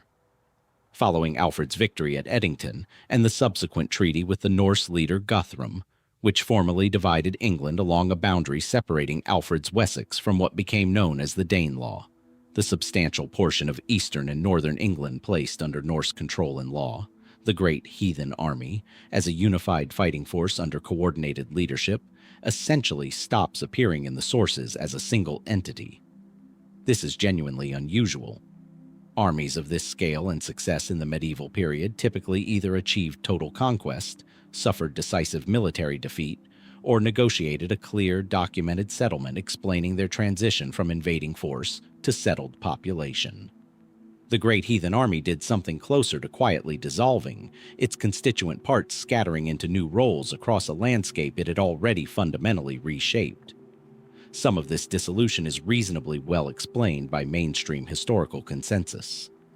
Guthrum's treaty with Alfred is well documented, and Guthrum himself, according to the treaty's terms, accepted Christian baptism and settled into rule over East Anglia as a nominally Christian king, adopting the baptismal name Ethelstan, a remarkable transformation from pagan invader to Christian monarch within the span of a single documented agreement. Substantial portions of the army's rank-and-file warriors appear to have simply settled across the Danelaw territories, taking up farmland, intermarrying with the existing Anglo-Saxon population, and gradually integrating into the agricultural and social fabric of the regions they had conquered rather than continuing indefinitely as a mobile military force. Archaeological evidence broadly supports this picture, with Scandinavian place names, burial customs, and material culture appearing extensively throughout the historical boundaries of the Danelaw in the decades following the army's campaigns, suggesting genuine large-scale settlement rather than a fighting force that simply marched away. But this explanation, while broadly accepted, doesn't fully account for what happened to the army's actual command structure, or for the specific fates of most of its named leaders beyond the handful we've already examined. Ivar the Boneless disappears from the English record entirely after the army's early campaigns. His fate, as we've explored, contested between quiet death in Ireland and legendary burial in England. Halfdan, another prominent leader associated with the army's command, is recorded attempting to establish rule in Northumbria before disappearing from English chronicle sources after apparently departing for further campaigns in Ireland, where fragmentary Irish annal sources suggest he met a violent end in battle against rival Norse factions. Though even this account carries the same uncertainty we've encountered repeatedly throughout this exploration, given the gap between the events and their eventual written record. What's genuinely mysterious is the sheer number of secondary and tertiary leaders mentioned only briefly in the sources describing the army's early campaigns, individuals clearly significant enough to warrant naming by contemporary chroniclers, who then simply vanish from the historical record without any documented death, departure, or settlement. Were these men killed in engagements too minor or too geographically obscure to warrant detailed chronicle attention? Their deaths absorbed into vague, generalized accounts of ongoing conflict during a chaotic, decade-long campaign spanning most of England? Did some quietly integrate into the settling population, their identities and roles deliberately obscured or simply lost as they abandoned their martial reputations for the comparatively unremarkable life of Danelaw landholders? Or did a meaningful portion of the army's leadership disperse into further campaigns entirely outside England, joining the broader network of Norse activity across Ireland, Francia, and beyond, that we've traced through figures like Hastein and, later, Ingvar the Far Traveler, their subsequent fates simply belonging to historical records that never crossed paths with English chroniclers again? Some historians have proposed that the Great Heathen Army's dissolution wasn't a single event at all, but should properly be understood as an ongoing, gradual process spanning multiple decades, with different portions of the original force following genuinely different trajectories simultaneously. Some settling, some dying in subsequent campaigns, some returning to Scandinavia, and some simply aging out of active military life as the initial generation of conquerors gave way to sons and grandsons born and raised within the Danelaw itself, increasingly indistinguishable from the Anglo-Saxon population around them. What remains unresolved is whether this dissolution represents a story fully told, simply requiring historians to accept that armies of this era often ended not with dramatic final battles, but with a slow fade into settlement and obscurity, or whether entire chapters of what happened to specific leaders, entire contingents, and the army's internal command structure after 878 AD remain genuinely lost, scattered across chronicle traditions that never fully connected the dots between England's transformed political map and the individual men responsible for transforming it. Did the Great Heathen Army simply become England, absorbed so completely into the landscape it conquered that its dissolution was never really an ending at all, but a transformation too gradual and too thorough for any single chronicler to fully capture? Or does the fate of its scattered leadership remain one of the Viking Age's most significant unsolved threads, waiting somewhere in sources not yet fully connected to the men whose names briefly blazed across 9th century England before disappearing from it entirely? At Hafrsfjord, on Norway's southwestern coast, a modern monument of 3 enormous bronze swords rises from the earth, driven into stone as if planted by giants. A national symbol commemorating a battle that Norwegian tradition credits with nothing less than the creation of Norway itself. And yet the closer historians look at the man the monument honors, and the battle it commemorates, the less certain the story becomes.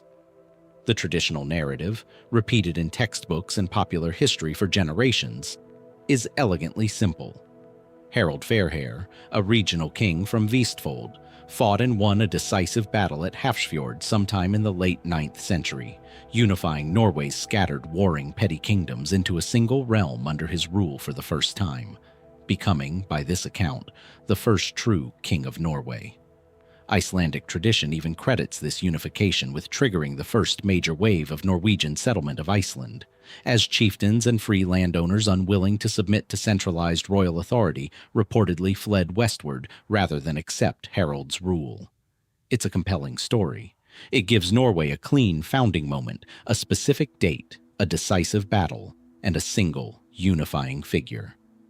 The kind of narrative clarity nations have always found useful when constructing their own origin stories. The trouble is that virtually every specific detail within this narrative rests on sources composed centuries after the events they describe, primarily Icelandic sagas written from the 12th century onward, most notably by Snorri Sturluson, working from oral tradition that had already passed through roughly 3 centuries of retelling before being committed to writing. This gap matters enormously here in a way it doesn't always elsewhere in our exploration, because unlike a single battle or a single expedition, the unification of an entire nation is not the kind of event that happens cleanly, in one place, on one day, regardless of how satisfying that version is to tell. Modern historians examining the sparse contemporary evidence, scattered references in skaldic poetry composed closer to Harald's actual lifetime, along with limited archaeological and runic evidence, have grown increasingly skeptical that Harald Fairhair achieved anything resembling the complete national unification later saga tradition credits him with. What seems more historically plausible, based on the more contemporary fragments available, is that Harald was a genuinely significant and powerful regional king, likely the most dominant figure among several competing chieftains in southwestern Norway during his lifetime, who won real military victories and expanded his direct control considerably beyond what any single Norwegian ruler had previously held. But most dominant regional king and unifier of a nation are considerably different claims, and the vast, sparsely populated, geographically fragmented territory that would eventually become Norway, divided by fjords, mountains, and considerable cultural and political variation between regions, likely remained only loosely, unevenly connected to Harald's authority, even at the height of his power, with many regions retaining substantial local autonomy, regardless of any nominal submission to his rule. Even the date and location of the Battle of Hafrsfjord itself, treated as historical bedrock by the traditional narrative, has come under scholarly scrutiny.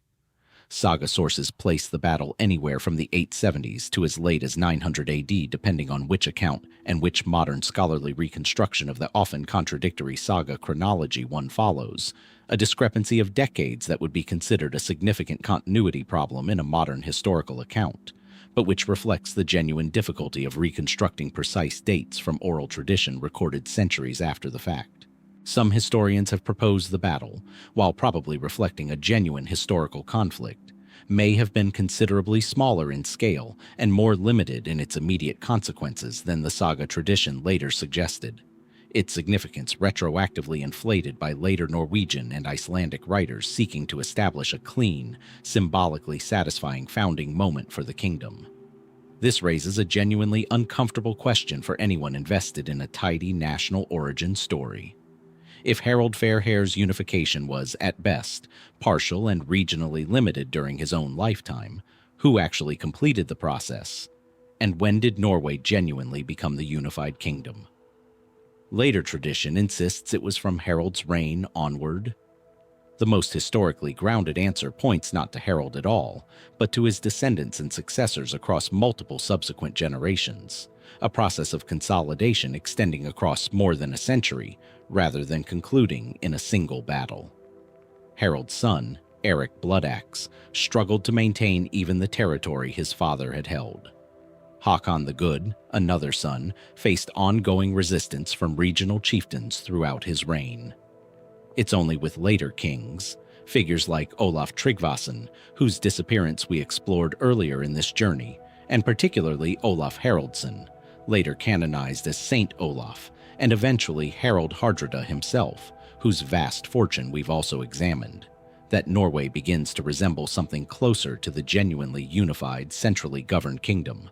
Later tradition retroactively projects back onto Harald Fairhair's original 9th century campaigns.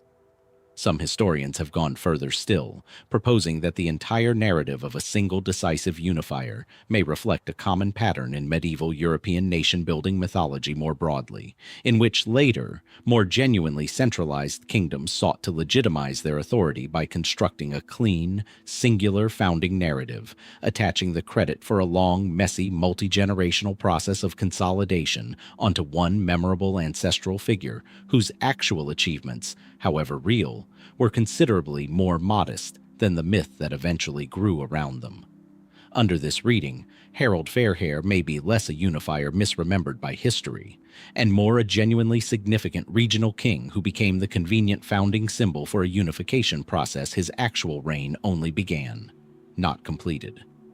None of this necessarily means Harald Fairhair didn't exist, didn't fight at Hafrsfjord, or wasn't a figure of real historical consequence in 9th century Norway.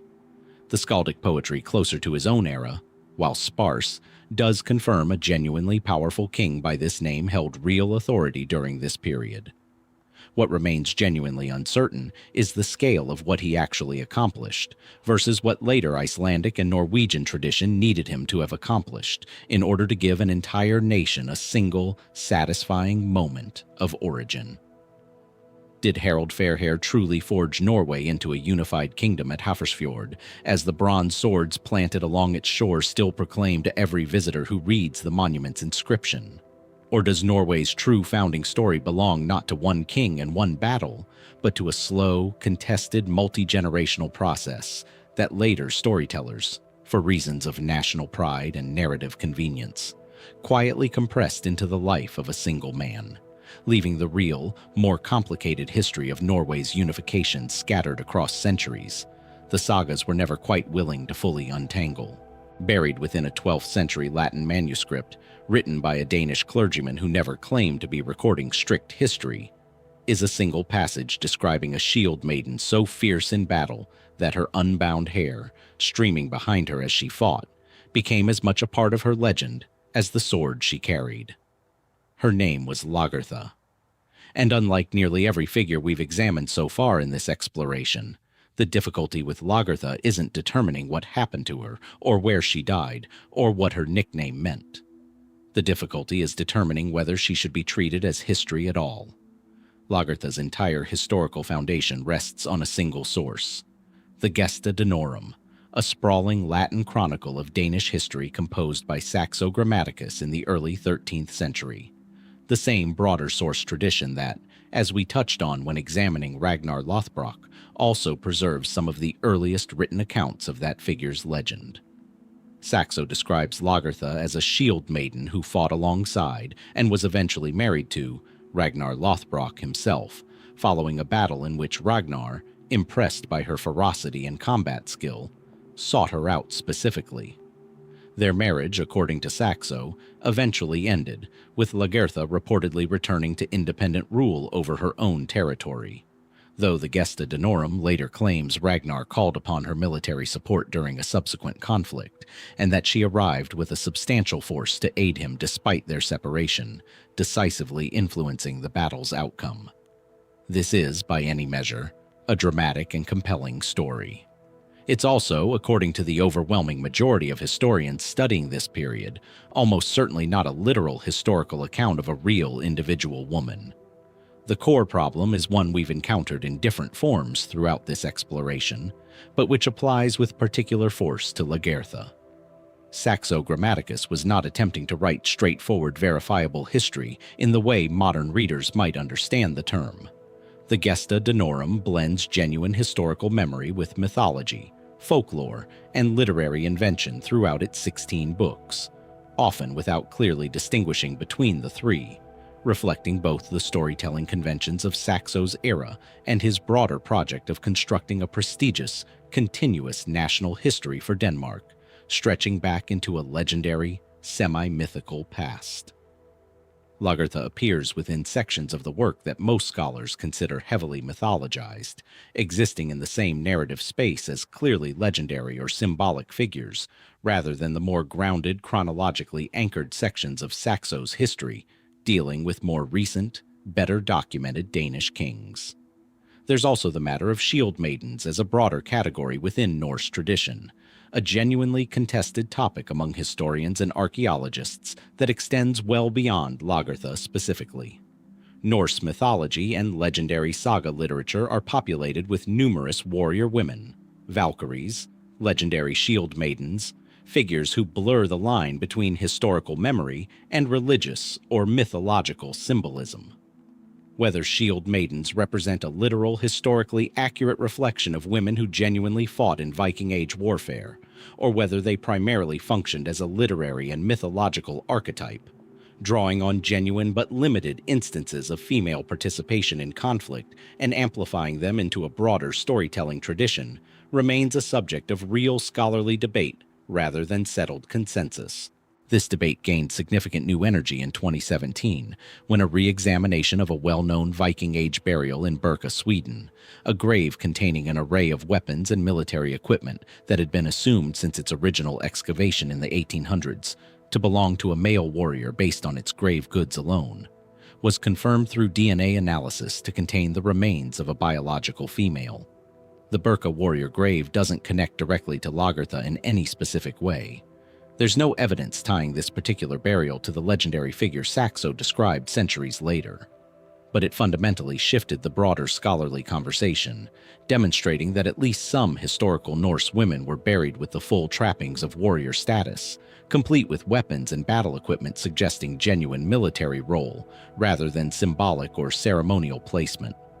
Some archaeologists and historians have argued this finding, while limited to a single confirmed case, at minimum establishes that shield maidens weren't purely mythological invention, lending a small but genuine measure of plausibility to the broader cultural memory that eventually produced figures like Lagertha, even if her own specific story remains legendary rather than documented.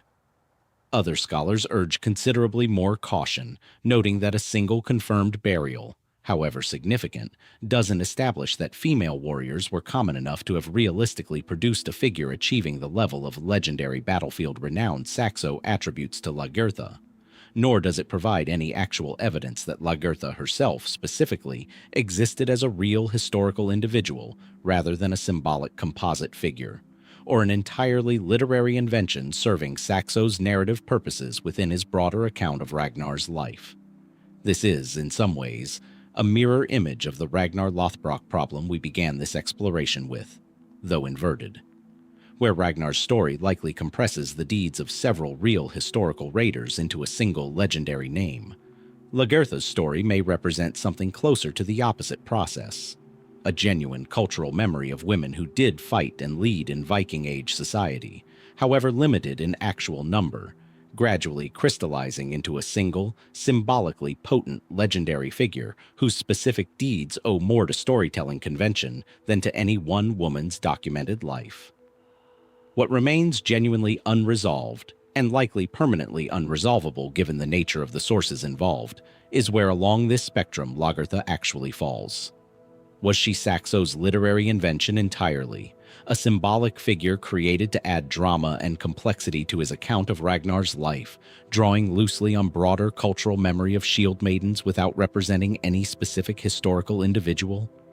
Or does her story preserve, however distorted by centuries of retelling and Saxo's own narrative embellishment, the genuine memory of a real woman whose battlefield reputation was significant enough to survive in Danish oral tradition for hundreds of years before finally being committed to Latin prose? The Birka grave proves that at least one Norse woman was buried as a warrior, weapons and all. It doesn't prove Lagertha existed. It simply proves that the world capable of producing her legend was, at minimum, not entirely incompatible with the possibility.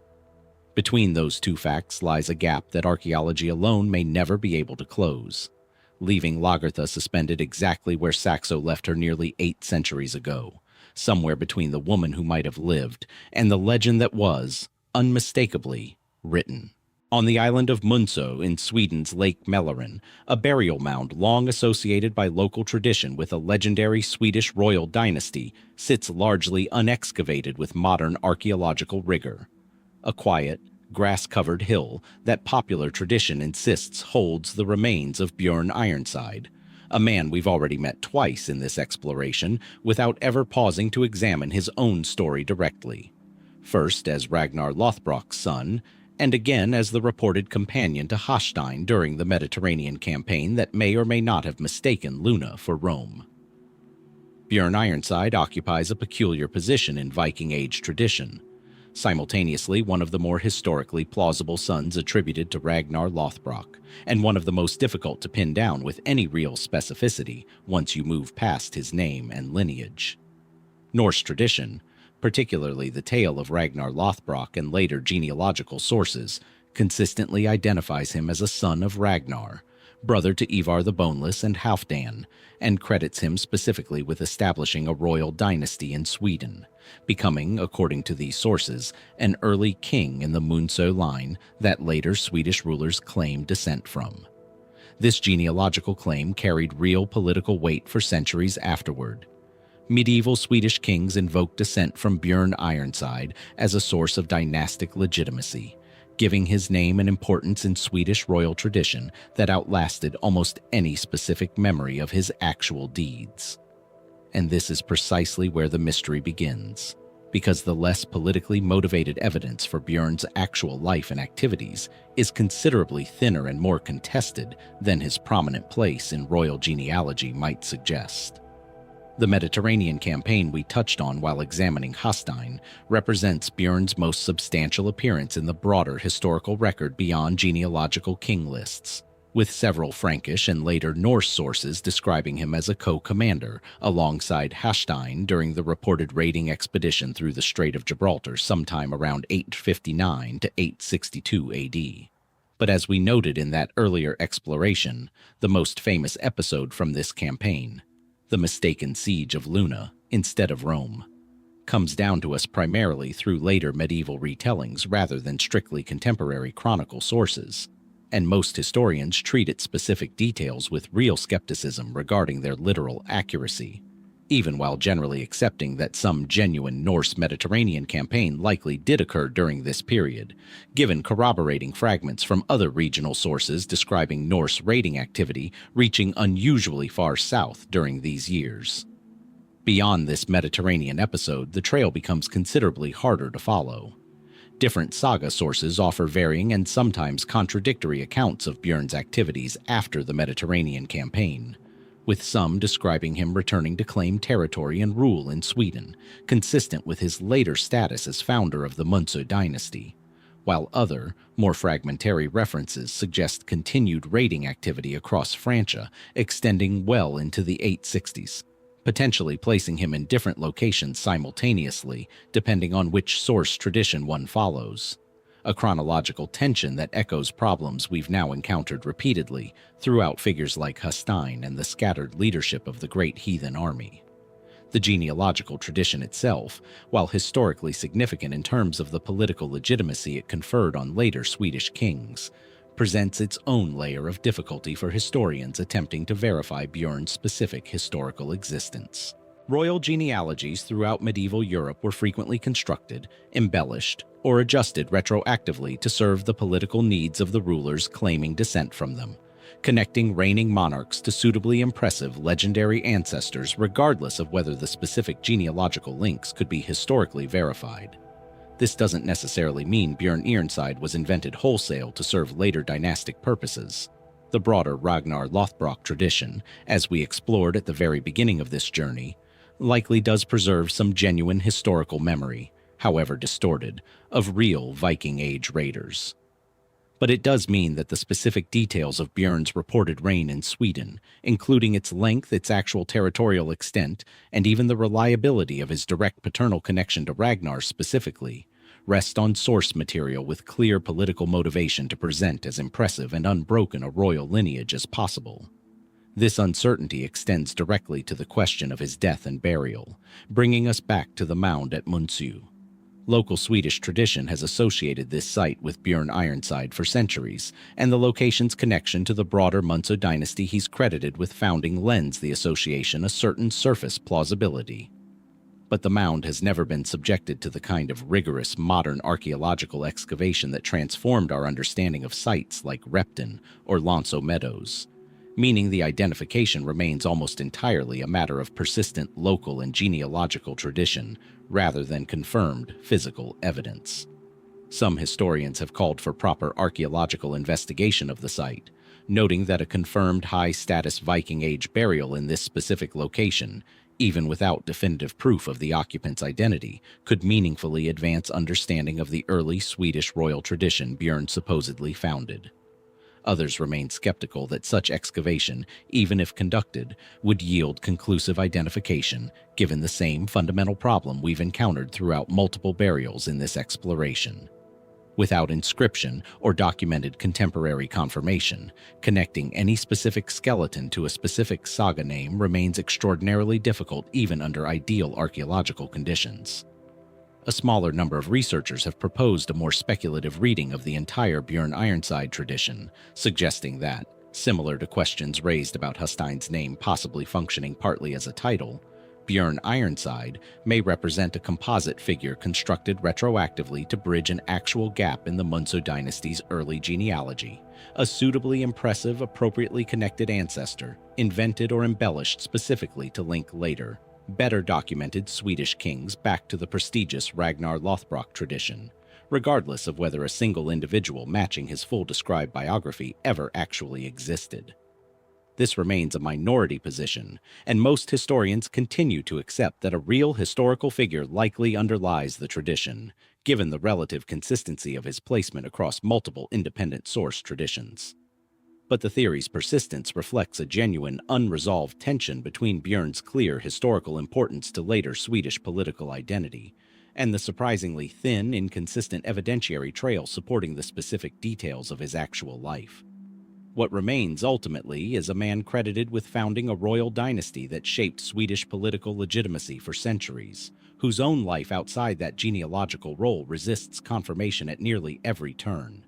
His Mediterranean exploits filtered through legend, his later activities scattered across contradictory sources, and his reputed burial mound never fully excavated to determine whether it holds any trace of him at all. Did Björn Ironside genuinely return from Mediterranean raiding to found a lasting Swedish dynasty, his bones resting even now beneath the unexamined earth at Munso? Or does his story represent another case, like so many we've now traced across this exploration, where a name outlived the man attached to it, becoming more valuable as a symbol of legitimate royal descent than it ever was as a record of one individual's actual, verifiable life? On a windswept stretch of the North Devon coast near Appledore, local tradition has long pointed to a low earthwork known as Bloody Corner, said to mark the site where a Viking army was decisively crushed and its leader killed in battle. A modest, unassuming piece of ground that, if the tradition is accurate, may hold the answer to one of the more overlooked mysteries surrounding the great heathen army's command structure. What actually happened to Ubba? We've now traced the fates, or the absence of fates, for several of the brothers tradition assigns to Ragnar Lothbrok. Ivar the Boneless vanishes into contested accounts split between quiet Irish chronicle and English legend. Halfdan disappears into fragmentary Irish annals describing violent death and factional conflict. Björn Ironside recedes into genealogical tradition more valuable as dynastic legitimacy than as verified biography. Ubba's story is different from all of these in one important respect. Unlike his brothers, English sources actually agree, with unusual consistency, on how and roughly where he died.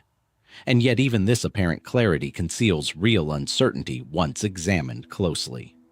Ubba appears throughout the early campaigns of the Great Heathen Army alongside Ivar, described in multiple English chronicle sources as a significant commander during the initial invasion and subsequent conquest of Northumbria and East Anglia in the late 860s.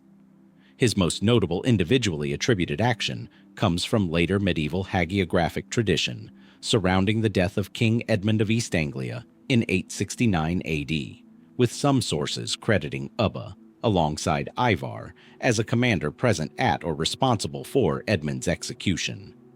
An event that quickly became mythologized within English Christian tradition, transforming Edmund into a martyred saint whose cult would persist for centuries, with Ubba and Ivar cast as its villainous instruments. Following these early campaigns, English chronicle sources place Ubba in a somewhat different role than his brothers, associating him specifically with continued Viking activity in Wales and the southwestern regions of England during the mid-870s, culminating in what multiple sources describe as a decisive final campaign against Alfred the Great's Wessex, around 878 AD, notably the same tumultuous year that saw Alfred driven into hiding before his eventual victory at Edington, a period we touched on briefly while examining what became of the great heathen army as a whole. According to the Anglo-Saxon Chronicle and several other broadly contemporary or near-contemporary English sources, Ubba led a Viking fleet from Wales across the Bristol Channel, landing in Devon with the apparent intention of opening a new front against Alfred, while the West Saxon king was already occupied fighting Guthrum's forces elsewhere. This new Devon force was met and decisively defeated by local Anglo-Saxon defenders, with multiple sources agreeing that Ubba himself was killed in the fighting and that his forces suffered catastrophic losses, including, according to some accounts, the capture of a legendary raven banner said to have been woven by Ragnar's own daughters, and believed to possess prophetic or supernatural properties in battle, flapping when victory was assured and hanging still when defeat awaited. This is, by the standards of everything we've examined throughout this exploration, a remarkably well-corroborated account. Multiple independent English sources agree on the broad outline: Ubba's defeat, his death, the location in Devon, and the approximate timing during Alfred's most precarious year as king. Compared to the contested, contradictory, or entirely absent death accounts we've encountered for nearly every other major figure in this series, Ubba's fate should represent one of the more settled questions in our entire investigation. And yet genuine uncertainty persists, concentrated specifically around the exact location of the battle and burial, and around whether local tradition has correctly preserved or gradually distorted the actual historical site over the intervening 11 centuries. Bloody Corner, near Appledore in Devon, has been associated with Ubba's death by persistent local tradition for generations, reinforced by a small modern memorial stone acknowledging the connection. But this identification rests considerably more on continuous local folklore than on the kind of rigorous archaeological or documentary confirmation that established sites like Repton or Lonceau Meadows with genuine scholarly confidence. No confirmed mass grave matching the scale of casualties described in the chronicle sources has been excavated at or near the site. No weapons hoard, no burial mound conclusively dated to the correct period. No direct physical evidence has emerged to transform Bloody Corner from a place named by tradition into a location verified by archaeology.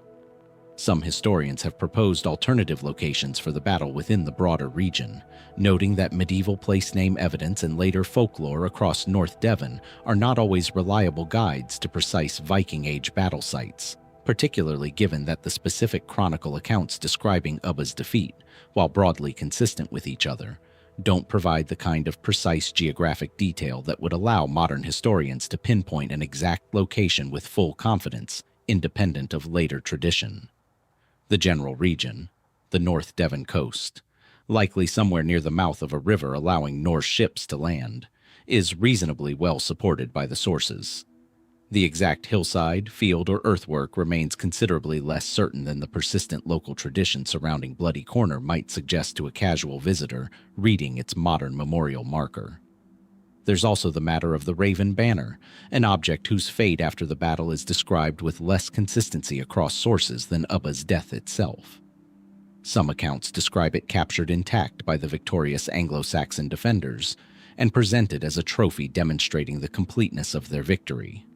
Other, more legendary later retellings embellish the banner's supernatural properties considerably, transforming what may have begun as a genuine, symbolically significant captured battle standard into something closer to a magical artifact within later medieval retelling. Another instance, familiar by now throughout this exploration, of a plausible historical core gradually accumulating layers of legend with each successive retelling. What we're left with, in Ubba's case, is unusual among the figures we've examined. Not a fundamental mystery about whether he died, or roughly when, or in general terms where, but a more specific, narrower uncertainty about whether tradition has correctly preserved the precise physical location where these well-documented events actually unfolded. Does the quiet earthwork at Bloody Corner genuinely mark the ground where a son of Ragnar Lothbrok met his end during Alfred the Great's darkest year, the Raven Banner falling still in defeat exactly as legend claims it would? or has 11 centuries of local memory, however sincerely preserved, attached a real historical defeat to the wrong patch of Devon coastline, leaving Ubba's actual grave, and whatever physical evidence it might still hold, waiting undiscovered somewhere along a shoreline that has changed considerably since the day his ships first came ashore. At Herjólfsson, on Greenland's southern coast, archaeologists in the early 20th century uncovered a churchyard cemetery containing dozens of burials. The bodies dressed not in the utilitarian, weather-worn clothing one might expect of a struggling frontier settlement, but in garments cut to European fashions that had circulated in mainland Scandinavia and beyond. Hoods, gowns, and headdresses reflecting styles worn in more populous connected parts of Europe.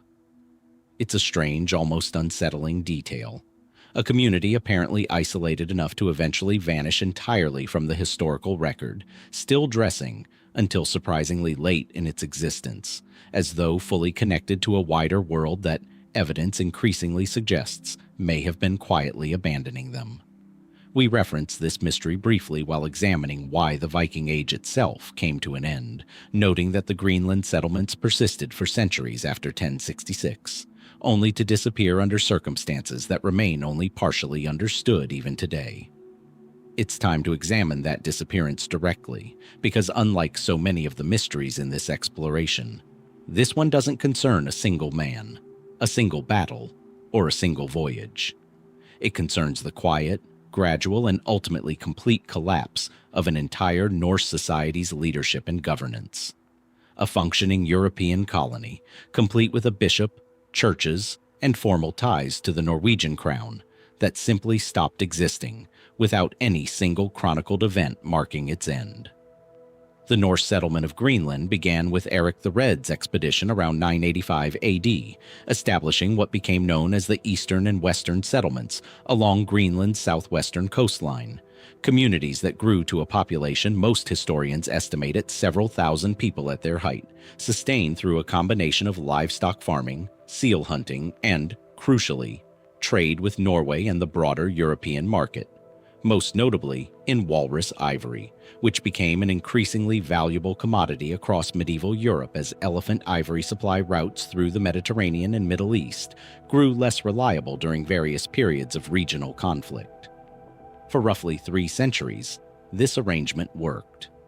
The Greenland settlements maintained a functioning church hierarchy, eventually including a bishopric at Gardar, with documented communication and periodic ship traffic connecting the colony to Norway, and, through Norway, to the wider structures of medieval European Christianity. 14th century sources still describe Greenland as an active, if remote, part of the Norwegian crown's territory, with tithes collected, church appointments made, and at least occasional trade voyages recorded reaching the settlements. And then, across the 14th and 15th centuries, the documentary trail simply thins, and eventually stops. The Western settlement appears to have been abandoned first, with the most specific documentary evidence coming from an account describing a voyage undertaken around 1350 by a man named Ivar Bardarsson, an agent of the Bishop of Gardar, who reportedly traveled to the Western settlement following reports of trouble and found it entirely deserted, with livestock roaming freely and no surviving inhabitants to explain what had happened. This account survives only through later copies and summaries rather than a fully preserved original document, and its precise details have been debated by historians.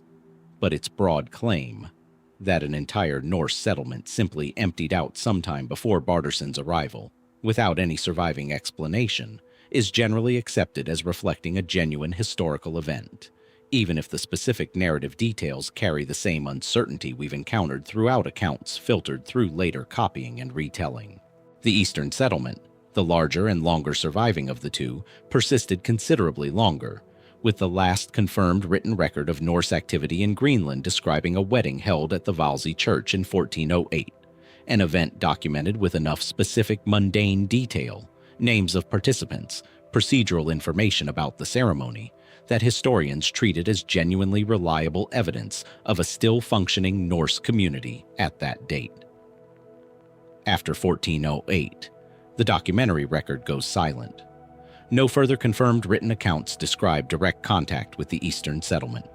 When European ships eventually returned to the region in meaningful numbers over a century later, they found no surviving Norse population at all.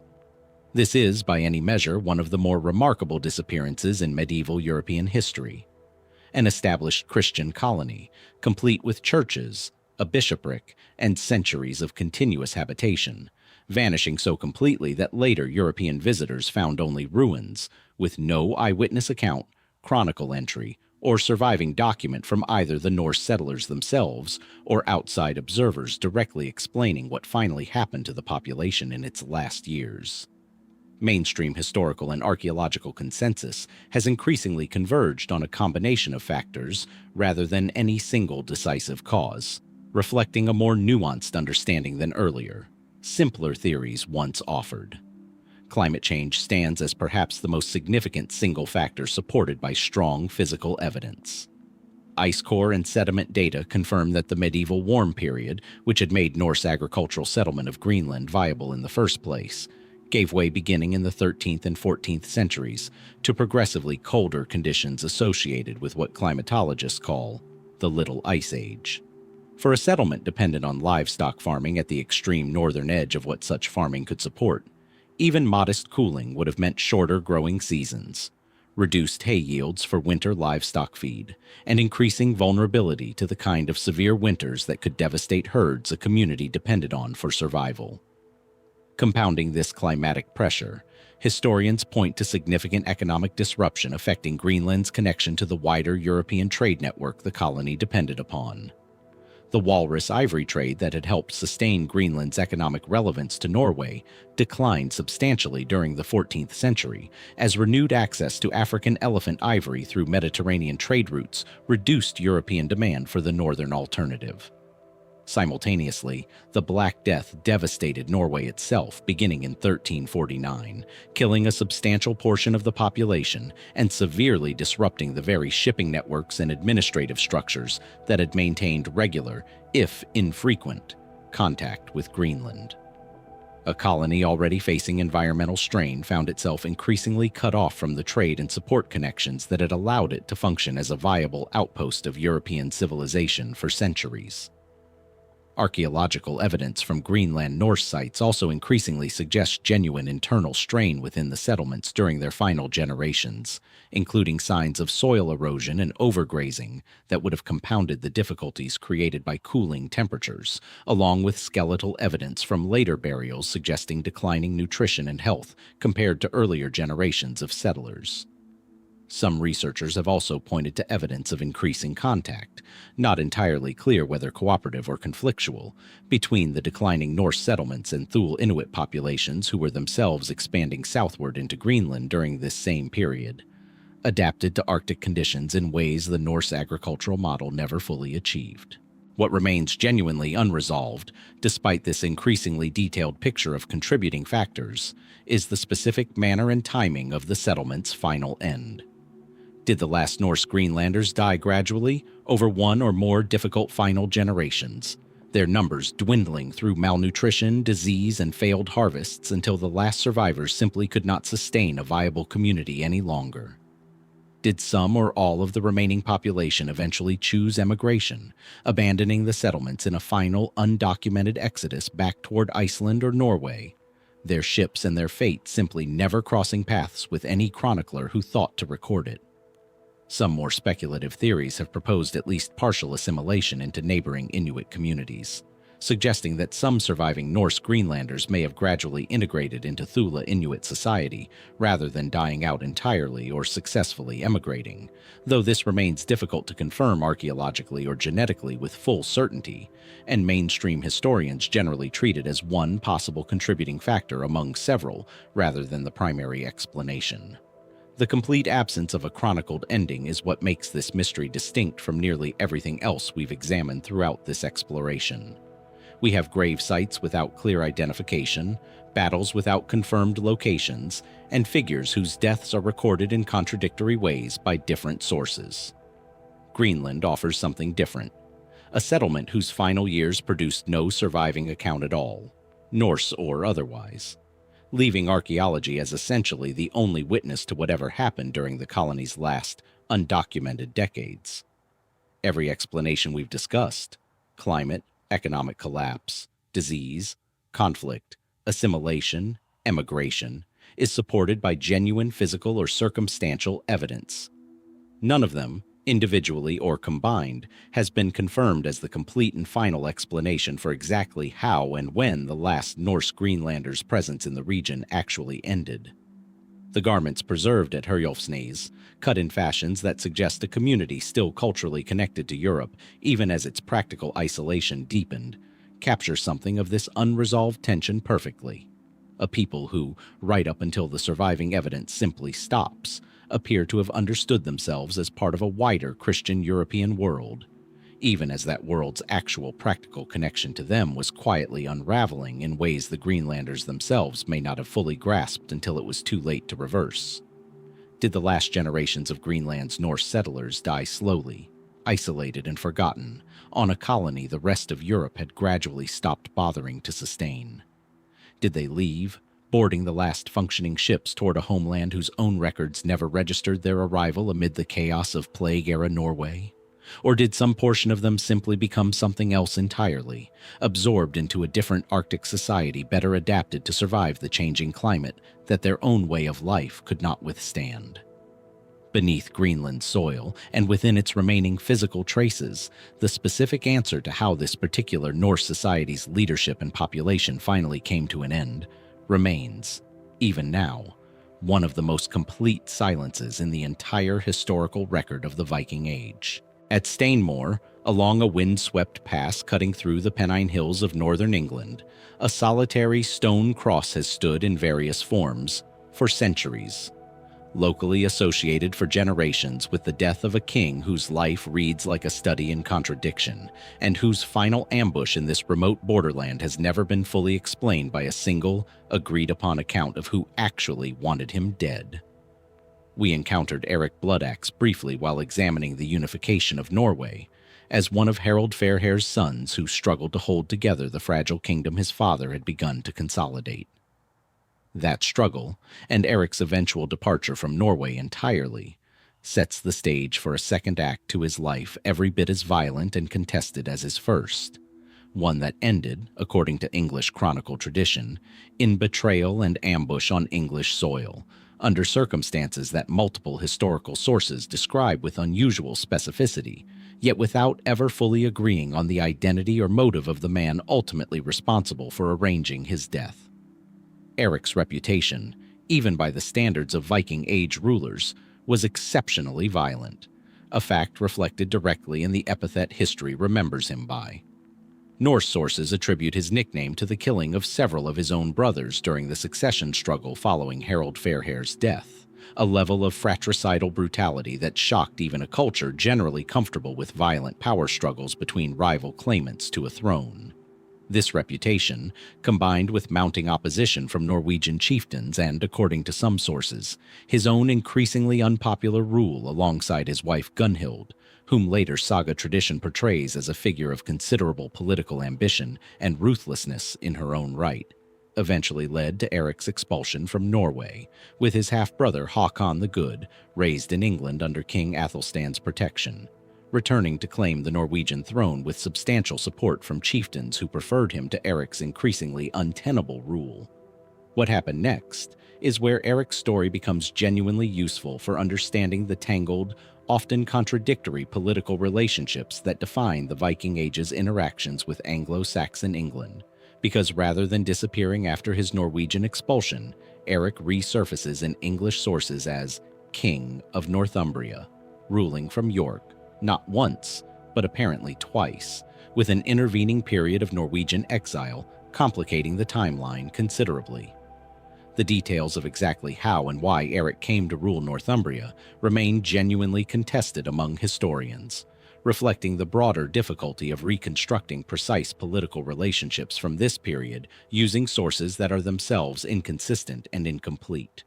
Northumbria in the mid-10th century occupied an unusually unstable position, caught between the expanding, increasingly centralized Kingdom of Wessex to the south, various Norse factions with interest in York's considerable trade wealth, and its own local nobility, who seem to have shifted allegiance between different claimants depending on shifting political calculations that aren't always fully explained in the surviving chronicle sources. Eric's first period ruling York, generally dated to around 947 to 948 AD, ended with his expulsion, apparently in favor of a return to submission under the West Saxon king, only for Eric to return and reclaim the Northumbrian throne again around 952 AD, in circumstances that remain considerably less clear than his initial rise to power there. It's this second period of rule, and its violent end, that produces the mystery this chapter is built around. According to the Anglo-Saxon Chronicle, Eric was killed in 954 AD, betrayed and ambushed at a location the Chronicle identifies, with unusual geographic specificity for this period, as Stainmore, a significant pass through the Pennines connecting Northumbria to the west, a location that made practical sense as a site for an ambush against a king potentially traveling with reduced protection through difficult, easily controlled terrain.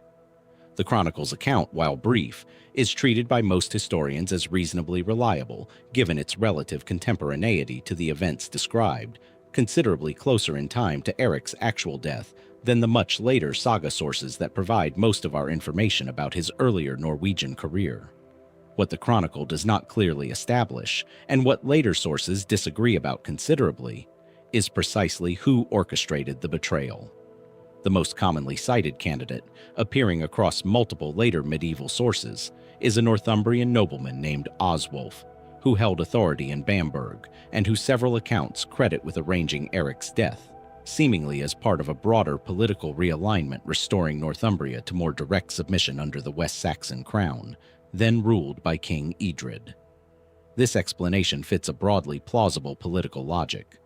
Northumbrian elites, having grown weary of the instability created by competing Norse and Anglo-Saxon claims to their kingdom, may have calculated that removing Eric and formally submitting to Edred's authority offered a more stable, secure arrangement than continued rule under an increasingly precarious Norse client king whose position was never fully secure against either Wessex or rival Norse factions. But other sources complicate this relatively straightforward explanation considerably.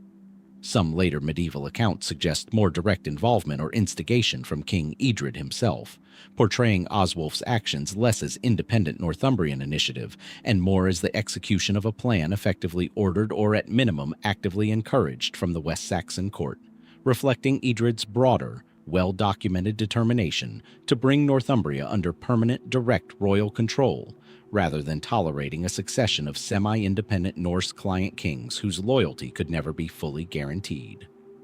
Under this reading, Oswulf functions less as an independent political actor pursuing his own regional interests, and more as an instrument carrying out a decision made at the highest level of West Saxon royal junci, the kind of politically convenient arrangement that would allow Edred to eliminate a persistent problem while maintaining a degree of plausible deniability regarding direct royal involvement in a king's assassination. Still, other more fragmentary sources introduce a third element into the story: internal Northumbrian and Norse factional politics entirely separate from any direct West Saxon involvement, suggesting that resentment toward Eric may have run deep enough among Northumbria's own Norse and Anglo-Danish population, independent of any calculation about relations with Wessex, that his death might have resulted primarily from local grievances and power struggles that simply happened to align, conveniently, with West Saxon interests, rather than being directly orchestrated by Edred's court at all. This layered uncertainty, local Northumbrian initiative, direct West Saxon instigation, or some combination of both operating simultaneously, reflects a genuine difficulty in reconstructing 10th century Northumbrian politics more broadly, a region whose complex, shifting loyalties between Norse and Anglo-Saxon authority resist the kind of clean, single-cause explanations that make for satisfying historical narrative, but rarely reflect the messier reality of medieval regional politics, where local nobility frequently pursued their own interests in ways that could align with, diverge from, or only partially overlap with the interests of more distant royal courts claiming ultimate authority over them. There's also a persistent uncertainty regarding Eric's family in the aftermath of his death, particularly Gunhild, whose own subsequent fate and political activity, as described across various later Norse sources, suggests a woman who remained a significant political actor for years following her husband's death, reportedly maneuvering to secure positions and alliances for her surviving sons in ongoing Norwegian succession politics. Some historians have proposed that Gunhild's continued political relevance after Eric's death suggests his Northumbrian rule and eventual assassination should be understood not as an isolated regional English affair, but as one contested episode within a much broader, longer-running Norwegian succession struggle that extended well beyond Eric's own death and continued to shape Norwegian politics for years afterward through his surviving family. What remains unresolved more than a millennium later is whether Eric Bloodaxe's death at Stainmore represents a clear act of West Saxon royal policy, executed through a convenient Northumbrian intermediary to finally secure lasting control over a persistently unstable border kingdom, or whether it reflects a more organic, locally driven betrayal born from genuine Northumbrian exhaustion with a violent, unpopular ruler that happened to serve Idrid's broader interests without necessarily originating from direct royal instruction. The distinction matters for how we understand the broader relationship between Anglo-Saxon Wessex and Viking Age Northumbria during this critical period of English unification, whether Northumbria's final absorption into a unified English kingdom came through calculated royal assassination ordered from the south, or through the more gradual exhaustion of a region that had, after generations of contested rule between Norse and Anglo-Saxon claimants, simply grown tired of the instability Eric's rule represented. The stone marker at Stainmore has stood in various forms as a testament to a death that multiple contemporary and near-contemporary sources agree happened, at a location they largely agree upon, and yet whose ultimate authorship remains genuinely contested even among historians working from the same limited pool of surviving evidence. Did Oswulf act as an independent Northumbrian nobleman settling regional scores on his own political initiative? Did he serve as the direct instrument of a West Saxon king determined to finally eliminate the last significant obstacle to unified English rule over Northumbria? Or did Eric Bloodaxe's violent life simply produce, in the end, a violent death whose precise authorship became less important to contemporary chroniclers than the simple, undisputed fact of its outcome, leaving modern historians to reconstruct motive and instigation from sources that recorded the killing far more clearly than they ever explained exactly who had truly wanted it done? We've already walked the shoreline of Lake Mälaren once before in this exploration, standing before the unexcavated burial mound tradition assigns to Björn Ironside on the island of Munso. It's time to return to that same lake and that same royal line, because Björn's uncertain grave turns out to be only the beginning of a much larger puzzle, an entire dynasty credited with ruling Sweden for roughly 2 centuries, whose actual sequence of kings, whose precise chronology, and whose ultimate ending remain genuinely unresolved even among specialists who have spent careers studying early Swedish history. The House of Munso, sometimes called the Uppsala dynasty in reference to the significant royal and religious center at Old Uppsala closely associated with its rule, represents Swedish tradition's account of the kingdom's earliest sustained royal lineage, beginning, according to that tradition, with Björn Ironside and extending through numerous successors down to the early 11th century. If Norwegian unification, as we explored earlier, involved genuine uncertainty about whether Harald Fairhair actually accomplished what later tradition credited him with, Swedish royal history during this same broad period presents an even more fundamental challenge. Not just uncertainty about the scale of any single king's accomplishments, but genuine uncertainty about the basic sequence, number, and even existence of several kings tradition claims ruled during this dynasty's 2-century span. The core problem lies in the nature of the surviving sources, which for early Swedish history are considerably sparser and less consistent than the comparatively richer body of Icelandic saga material and contemporary chronicle evidence available for Norway and Denmark during the same period. Much of what we know, or believe we know, about the House of Munso's specific kings comes from sources composed centuries after the events they describe.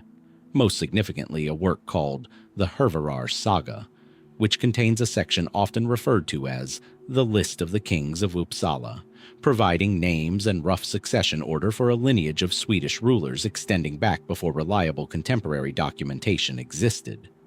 This king list tradition is supplemented by scattered references in other Norse sagas, later medieval Swedish chronicle sources composed well after the fact, and a small amount of corroborating evidence from contemporary sources originating outside Scandinavia, most notably brief mentions of Swedish kings in the writings of the German chronicler Adam of Bremen, composed in the late 11th century. The trouble is that these various sources frequently disagree with each other, sometimes substantially, regarding names, the order of succession, the length of individual reigns, and in several cases, whether specific named kings should be understood as genuinely distinct historical individuals at all, or whether some names appearing in the king list tradition might represent duplicated, garbled, or entirely legendary figures inserted into the sequence by later compilers working from incomplete or contradictory oral tradition, attempting to construct a continuous, complete royal lineage from source material that likely never supported one with full confidence in the first place. Consider the case of Eric the Victorious, one of the dynasty's better documented later kings, credited by most sources with genuinely significant verifiable historical accomplishments, including consolidating royal power more broadly across Sweden and reportedly extending Swedish influence into Denmark for a period through military intervention there. Eric appears with reasonable consistency across multiple source traditions, and Adam of Bremen's roughly contemporary account lends his existence and general activities a degree of external corroboration that many earlier kings in the Munso sequence simply lack. But even Eric's own reign generates genuine chronological disagreement among historians attempting to establish precise dates, with proposed timeframes for his rule varying by a decade or more depending on which source tradition and which modern scholarly reconstruction one follows, a relatively minor discrepancy compared to some other figures in the dynasty, but still illustrative of how much uncertainty persists even for the House of Munso's more solidly attested later rulers. Earlier kings in the tradition fare considerably worse under scholarly scrutiny. Several names appearing in the Uppsala king list tradition are associated with such sparse, inconsistent, or purely legendary source material that modern historians remain genuinely divided over whether they represent real historical rulers whose deeds were simply poorly recorded. Garbled duplications of other better attested figures whose names or stories became separated and multiplied through generations of oral retelling, or entirely legendary or symbolic figures inserted into the royal sequence by later compilers seeking to extend the dynasty's prestige further back into a suitably ancient, impressive past.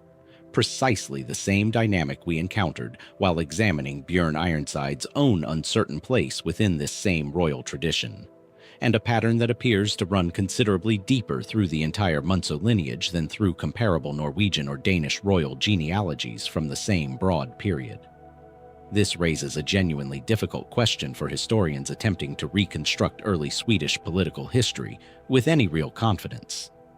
How much of the House of Munso's reported two-century reign actually reflects a continuous, coherent, verifiable royal dynasty, and how much reflects a later, retrospective construction assembled from fragmentary and sometimes contradictory oral tradition, seeking to project an impression of stable, continuous, legitimate royal succession back onto a period that may have actually involved considerably more political fragmentation, competing regional power centers, and genuine discontinuity than the tidy kingless sequence suggests. Archaeological evidence from the period offers some support for genuine, significant royal authority centered at Old Uppsala during at least portions of the dynasty's reported span, including substantial burial mounds and evidence of a significant ceremonial and political center that clearly required considerable organized authority to construct and maintain. But archaeology, valuable as it is for confirming that significant power existed at this location during this general period, cannot by itself confirm the specific names, sequence, or number of individual rulers who held that power, leaving the detailed king list tradition dependent almost entirely on written sources, whose reliability, as we've seen throughout this exploration, tends to decrease the further back from their own composition they attempt to describe. The dynasty's ending presents its own layer of uncertainty, compounding the difficulties already surrounding its beginning and middle. Most historians place the House of Munzo's conclusion sometime in the early 11th century, generally associated with the death of King Olaf Skutkonung's successors and a subsequent transition to different ruling families. But the precise circumstances of this transition, whether it involved genuine dynastic extinction through lack of surviving direct heirs, displacement through political conflict with rival claimants, or some combination of both factors operating simultaneously, remains considerably less clear than comparable royal transitions in Denmark and Norway during the same broader period, where more contemporary documentation allows historians to reconstruct succession crises with considerably greater confidence and detail. Some historians have proposed that the entire framework of treating the House of Munzo as a single, continuous dynasty may itself represent a later imposition of order onto a period that likely involved considerably more genuine political complexity, with power in early medieval Sweden potentially distributed across multiple competing regional centers and lineages for considerable stretches of the period, rather than flowing continuously through a single unbroken royal line as the later king list tradition presents it. Under this reading, the House of Munzo functions less as an accurate historical description of 2 centuries of continuous, singular royal authority, and more as a retrospective organizing framework, constructed by later medieval Swedish and Icelandic sources seeking to impose the same kind of clean, continuous, prestigious royal narrative onto early Swedish history that we've now seen constructed, with varying degrees of accuracy, around figures throughout this entire exploration. From Harald Fairhair's contested unification of Norway, to Björn Ironside's own uncertain place at this dynasty's traditional beginning. What remains ultimately is a royal lineage whose later kings achieve reasonable historical solidity through corroborating external sources like Adam of Bremen, whose earlier figures fade progressively into genuine uncertainty the further back the tradition reaches, and whose foundational connection to Björn Ironside himself rests on exactly the kind of genealogical tradition we've already established, carries real political motivation, independent of strict historical accuracy. Did the House of Munzo genuinely rule Sweden as a continuous, coherent dynasty across 2 full centuries, its earlier kings simply victims of poor documentation rather than questionable existence? Or does Sweden's own royal origin story, like Norway's before it, ultimately represent a later, retrospective simplification, smoothing over a messier, more genuinely uncertain period of Swedish political history into a tidier dynastic narrative than the underlying evidence can fully support? Beneath the burial mound still standing at Old Uppsala, and within the unexcavated earth of Björn Ironside's own reputed grave at Munsö, the true, complete history of this founding Swedish royal line remains, even now, only partially recovered from the layers of tradition that have grown around it across more than 1,000 years. Somewhere in the North Atlantic, between Iceland and Greenland, lies a scatter of islands and skerries that Norse sailors once navigated by, spoke of, and eventually stopped being able to find at all. A cluster of small landmasses that appear repeatedly in medieval Icelandic sources under a single name, Gunnbjarnarskr, and then simply vanish from later record entirely, leaving modern geographers and historians with a genuine puzzle. Was this a real, mappable place that later disappeared, or a navigational memory that was never quite as precise as later generations assumed it to be? If Bjarni Herjólfsson's story showed us a man who sighted new land and chose not to investigate it, Gunnbjörn Ulfsson's story pushes that same theme back even earlier, into the very origins of Norse westward expansion across the North Atlantic, and into a genuinely stranger problem, an entire geographic feature, confidently referenced by name across multiple medieval sources as a known waypoint that modern scholars have never been able to conclusively locate at all. According to Icelandic tradition, most notably preserved in the Landnámabók, the medieval Icelandic book of settlements that records the early colonization of Iceland in considerable genealogical and geographic detail, A sailor named Gunnbjörn Ulfsson was driven off course while sailing west from Norway toward Iceland sometime in the 9th or early 10th century, likely predating Eirik the Red's more famous voyage to Greenland by several decades. During this unplanned detour, Gunnbjörn reportedly sighted a cluster of small islands or skerries off an unfamiliar coastline further west, a sighting significant enough that it became attached permanently to his name in later Icelandic geographic tradition, and significant enough that it apparently persisted as a known reference point for at least the following century. This detail matters considerably more than a simple footnote to Norse exploration history, because Gunnbjarnarskr appears directly in the account of Eirik the Red's own exile and subsequent discovery voyage to Greenland, generally dated to around 982 AD. According to the saga of Eirik the Red, when Eirik was exiled from Iceland following a series of violent disputes, he deliberately set sail westward specifically because he had heard of land in that direction, associated with Gunnbjörn's earlier sighting, giving Eirik's supposedly novel discovery of Greenland a considerably less spontaneous origin than popular retellings often suggest. Eirik wasn't simply sailing blindly into open ocean hoping to find something. He was following up on decades-old reports of land already known, at least in general terms, to exist somewhere to the west, using Gunnbjörn's earlier, less thoroughly explored sighting as his starting reference point. This raises an immediate and fairly significant question.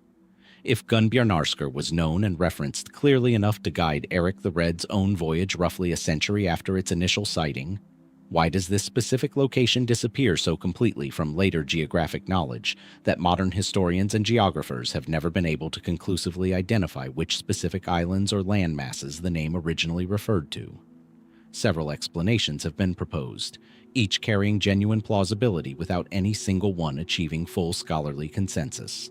The most straightforward, favored by many historians, suggests that Gunnbjarnarskr likely referred to a real, if minor and imprecisely charted, cluster of small islands or skerries somewhere along Greenland's eastern coastline, a notoriously difficult and often ice-choked stretch of coast that Norse sailors, working without modern navigational instruments, would have struggled to relocate with precision on subsequent voyages, particularly if seasonal ice conditions varied considerably from year to year, potentially concealing or exposing different small landmasses depending on when a given expedition attempted to approach.